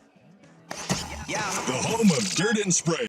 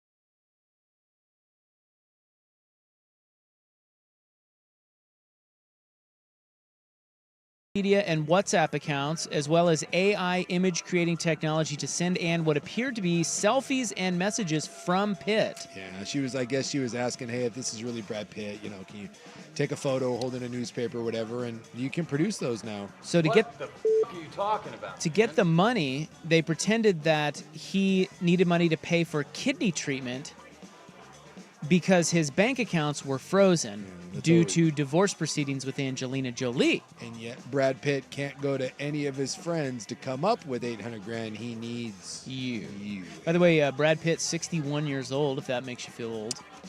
He looks great. 61? She is an interior decorator. They say she does have mental health problems. She spent a year and a half believing she was communicating with Pitt and only realized that she had been scammed when news emerged of his real-life relationship with girlfriend Inez de Raymond. And her daughter said that the daughter knew about this for like a year and was desperate for her mother to come to. Her mom refused to accept reality. So everyone knew she was getting scammed and she still wouldn't listen to it. I mean, that's the tough part, is like your kids are like, Mom. Yeah, can you imagine being the child and saying, like, look, I know you think that this is happening. It really isn't. And you're going to get taken for a ride and then watching that happen anyway. I was watching one of those, it was on the TLC.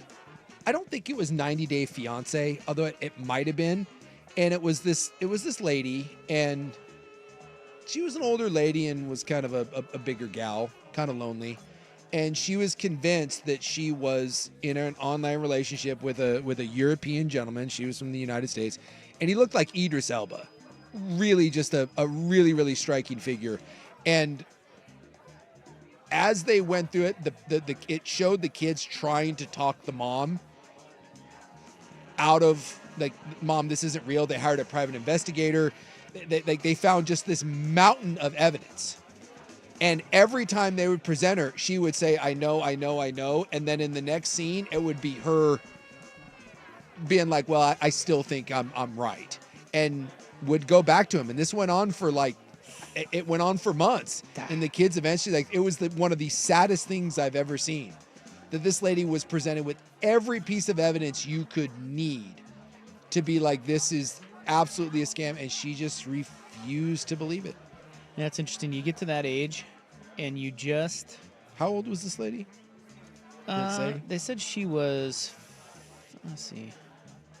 Yeah, she's only 53. Yeah. She's an interior decorator.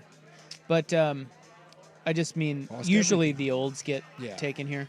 But a lot of times it's not like this lady that I was talking about in the TLC scam. She wasn't. She was in her 40s, and she lost everything. And I mean everything. And that's what this lady, she said...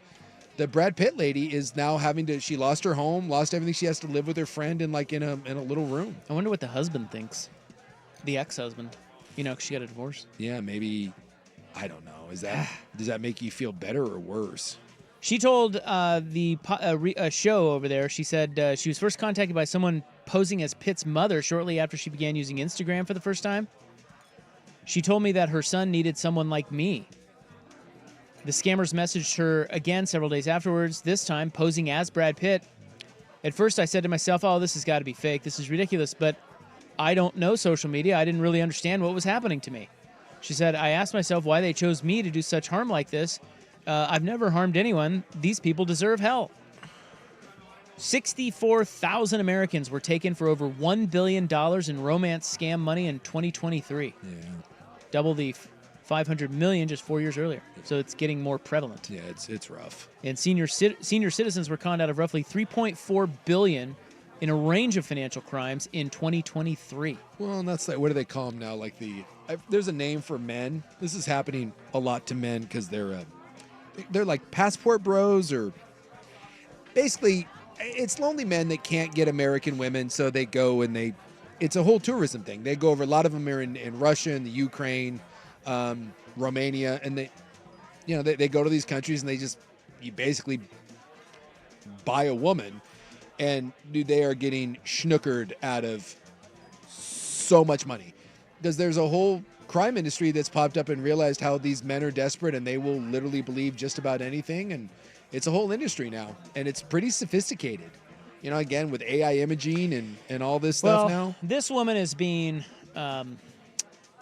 She's being mocked. Yeah. Worldwide. And that sucks. And by the way, you asked how the ex-husband thinks. I saw that.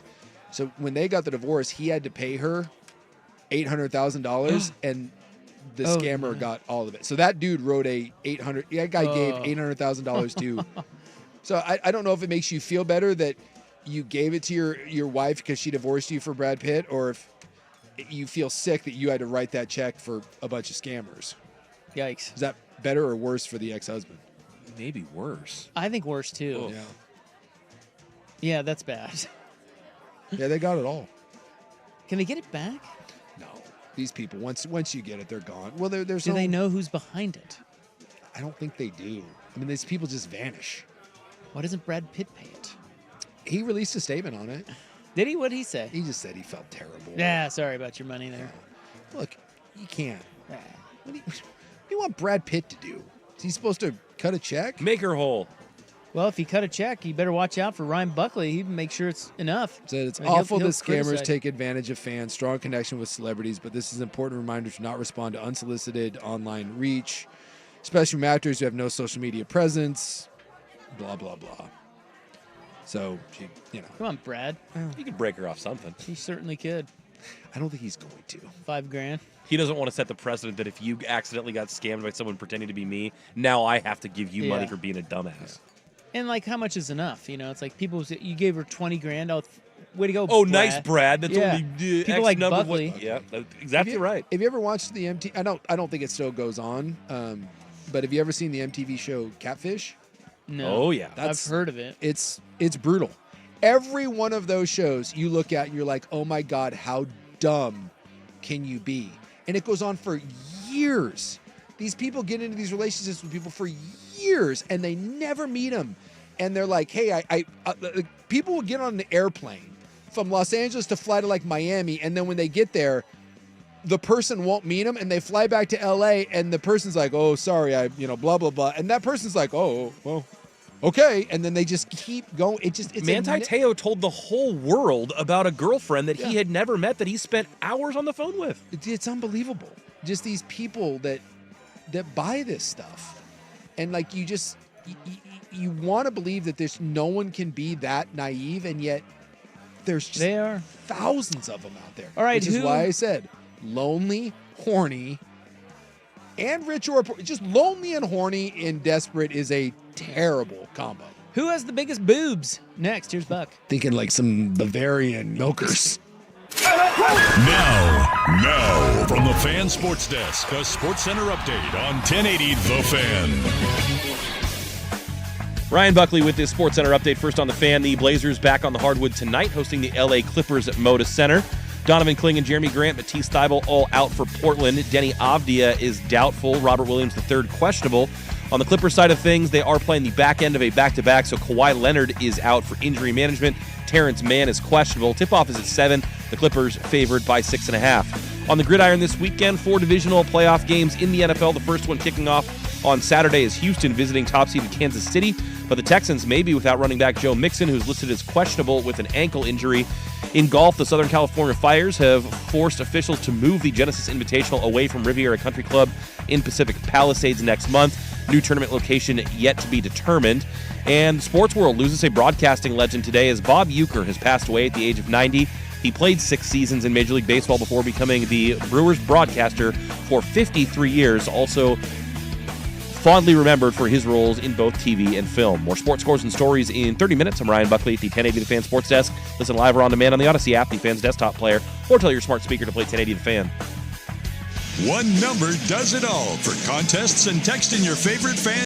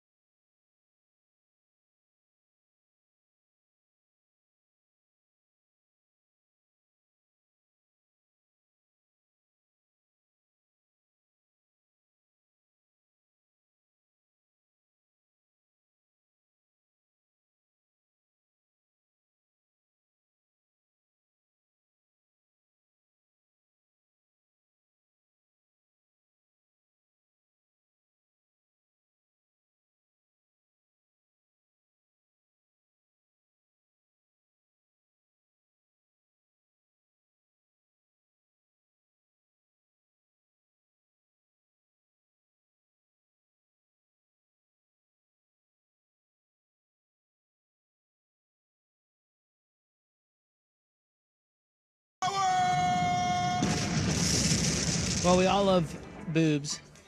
Well, I mean, most of us. Thinking like some Bavarian milkers. I mean, not everybody, but, I think that's kind of a universal sort of thing. It's So like not liking pizza. I'm gonna show you my boobs. We are not sexist here. The other day we did the countries with the largest wangs. Yeah. Congo winning that. I kind of wanted to see the wang. Scooby-Doo ghost penis mystery. That was from a different story entirely. The United States finishing, what were we, like 38th or something? Like 33rd, somewhere around there. We were not great. We were like 38th in like length, and we were like 60th in girth. Yeah, that's right. Yeah. We were better in length. We really weren't getting the job done in the girth department. So now let's talk about balloons. What country do you think has the biggest bangers? I think the drop says it all. You know where I'm going with this. Saying something in the German, Austria, Okay. Belgium. I think we're in there. And do you Thinking think like some Bavarian milkers. That's where I'm going. Where do you think the U.S. ranks? See, this is tough for me because do we include? I mean, we do got the butter hogs in the Midwest. He's gonna go get him one of those Milwaukee butter hogs. Let's not discount the fact that we're a bunch of fatties. But don't you think that that's a big indicator of largest T's is BMI? Yes. Yeah. So where do you think the U.S.? Look, I think we're doing a lot better in this category than we were with the men. 100%. So I think we're doing much, much better. But my question becomes, are we also including the L.A. Up tops? Oh, you mean the fakes? Yes. I don't know if they... Because that's an entire different category. I don't think they're... Yeah, they're not using that. So we're just saying what the good Natural Lord size, or what perhaps. Tom Cruise is giving you. That's right. I'm going to say the old U.S. of A. Yeah, I think we're like top 10. I think we're coming in. I think we're coming in like 8th, 9th. The United States comes in on the list of countries with the largest avocados, number 2. Yay, look at us. How about that? Look at us. America. Dude, God bless you, Midwestern gals. Just out there putting in an honest day's work. Be Fantastic. proud, butter hogs. Be proud. Out there getting it done. You know who's not in the top 10? Asian countries. No, I'm not going to give you no cookie. I feel bad for the Asian countries. They're not cracking the top 10 in penis size. You know they're not cracking top 10 in the heavies. But I think they earn more than everyone else, and they're smarter. Yeah, I was going to say, that's not what they care about. No. They care about math and, beat winning. We all stay in our lanes, right? Like, we all bring some things to the table and other things we don't. In our case, we bring none of that. But, know. Hey, you know what? We bring the heavies. That's what we do. I like that you say that they don't care about that, but they care about math and stuff. Well, they do. Yeah. They do. It's very important to them. It is. Education is important to them more than it is penis and boob size. And they all make fun of us for our educational system. Yeah. Happens all the time. Yeah, dude, they want to be number. Yeah. Listen, you laugh at that. They want to be number 1 at that. Yes. They're not stopping. No. Although someone does bring up the fact that this probably has to do with entirely being obese, and I don't know if that's necessarily something to be proud of, but we're taking it anyways, damn it. We're taking it. Taking number 2 and running with it. Well, what's interesting is the number 1 country, so a lot of this is linked to BMI. Yeah. And overweight BMI is considered a score of more than 25, less than 30. Yeah. Obesity, over 30. So, as you can imagine, the U.S., we had an average BMI, and this is women, natural boobs, 29. So not good. Not good. Almost obese. Okay. Because we've done the fattest countries, and we're not number 1, but we're pretty tubby, right? Aren't we? Well, yes. That's what I'm saying. I'm just trying to remember where we're at, because there was a lot of like small countries. Like, I think it was one of the island nations that was number 1 when we did this last. Yeah, I can't remember. Anyway, the number 1 country for the largest up tops is actually, it's not correlated to BMI. They actually have a lower BMI than is relevant. What am I trying to say? Relative speaking. Relative to the other countries at the top. So they don't have a big BMI, but they do have big other things. Yes. Really? Yeah. All right, what do we got? Norway. Really? That's right, the Norwegians. The Vikings. Yes, your people. Are my Swedes on there, or is it just the Swedes, Nords? not on there. Wow. So not Bavarian milkers, but Nordic milkers. Nordic milkers. Proud to be a Viking. Hey, by the way, rest of the world, you're welcome. I looked up the fattest countries, by the way, and we are the fattest developed nation. Not surprising. No, because you got like Kuwait and like the Marshall Islands. The fattest is America's Samoa, but we're the fattest of the big boys. Number 3 on the list, the United Kingdom. Really? Yep. The UK. I wouldn't necessarily think that. And then you got Luxembourg. There you go. See, Iceland, and Russia. Again, more of the Nordic people.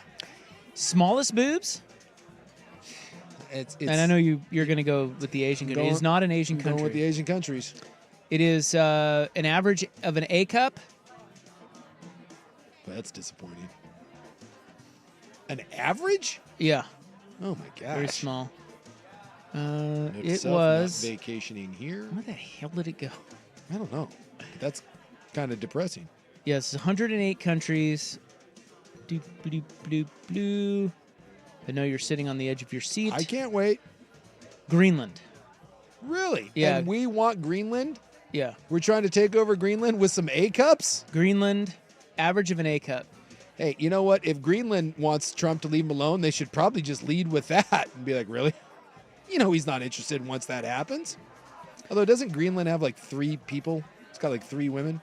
It's probably a low sample size. More than that. Maybe we need to get some of the Nords over there, do some sort of exchange program with them. A little back and forth action. Well, we all love cantaloupes. I would think so. So if you love cantaloupes, you're in a great country for them because we're number 2. We're number 2. Don't go to Greenland. Big old knockers. But do go to Norway. That's a bit of a surprise. All right. We'll wrap it up next on The Fan. I kind of wanted to see the Wang. Oregon exits the college football playoff. Got the edge, and here he goes. On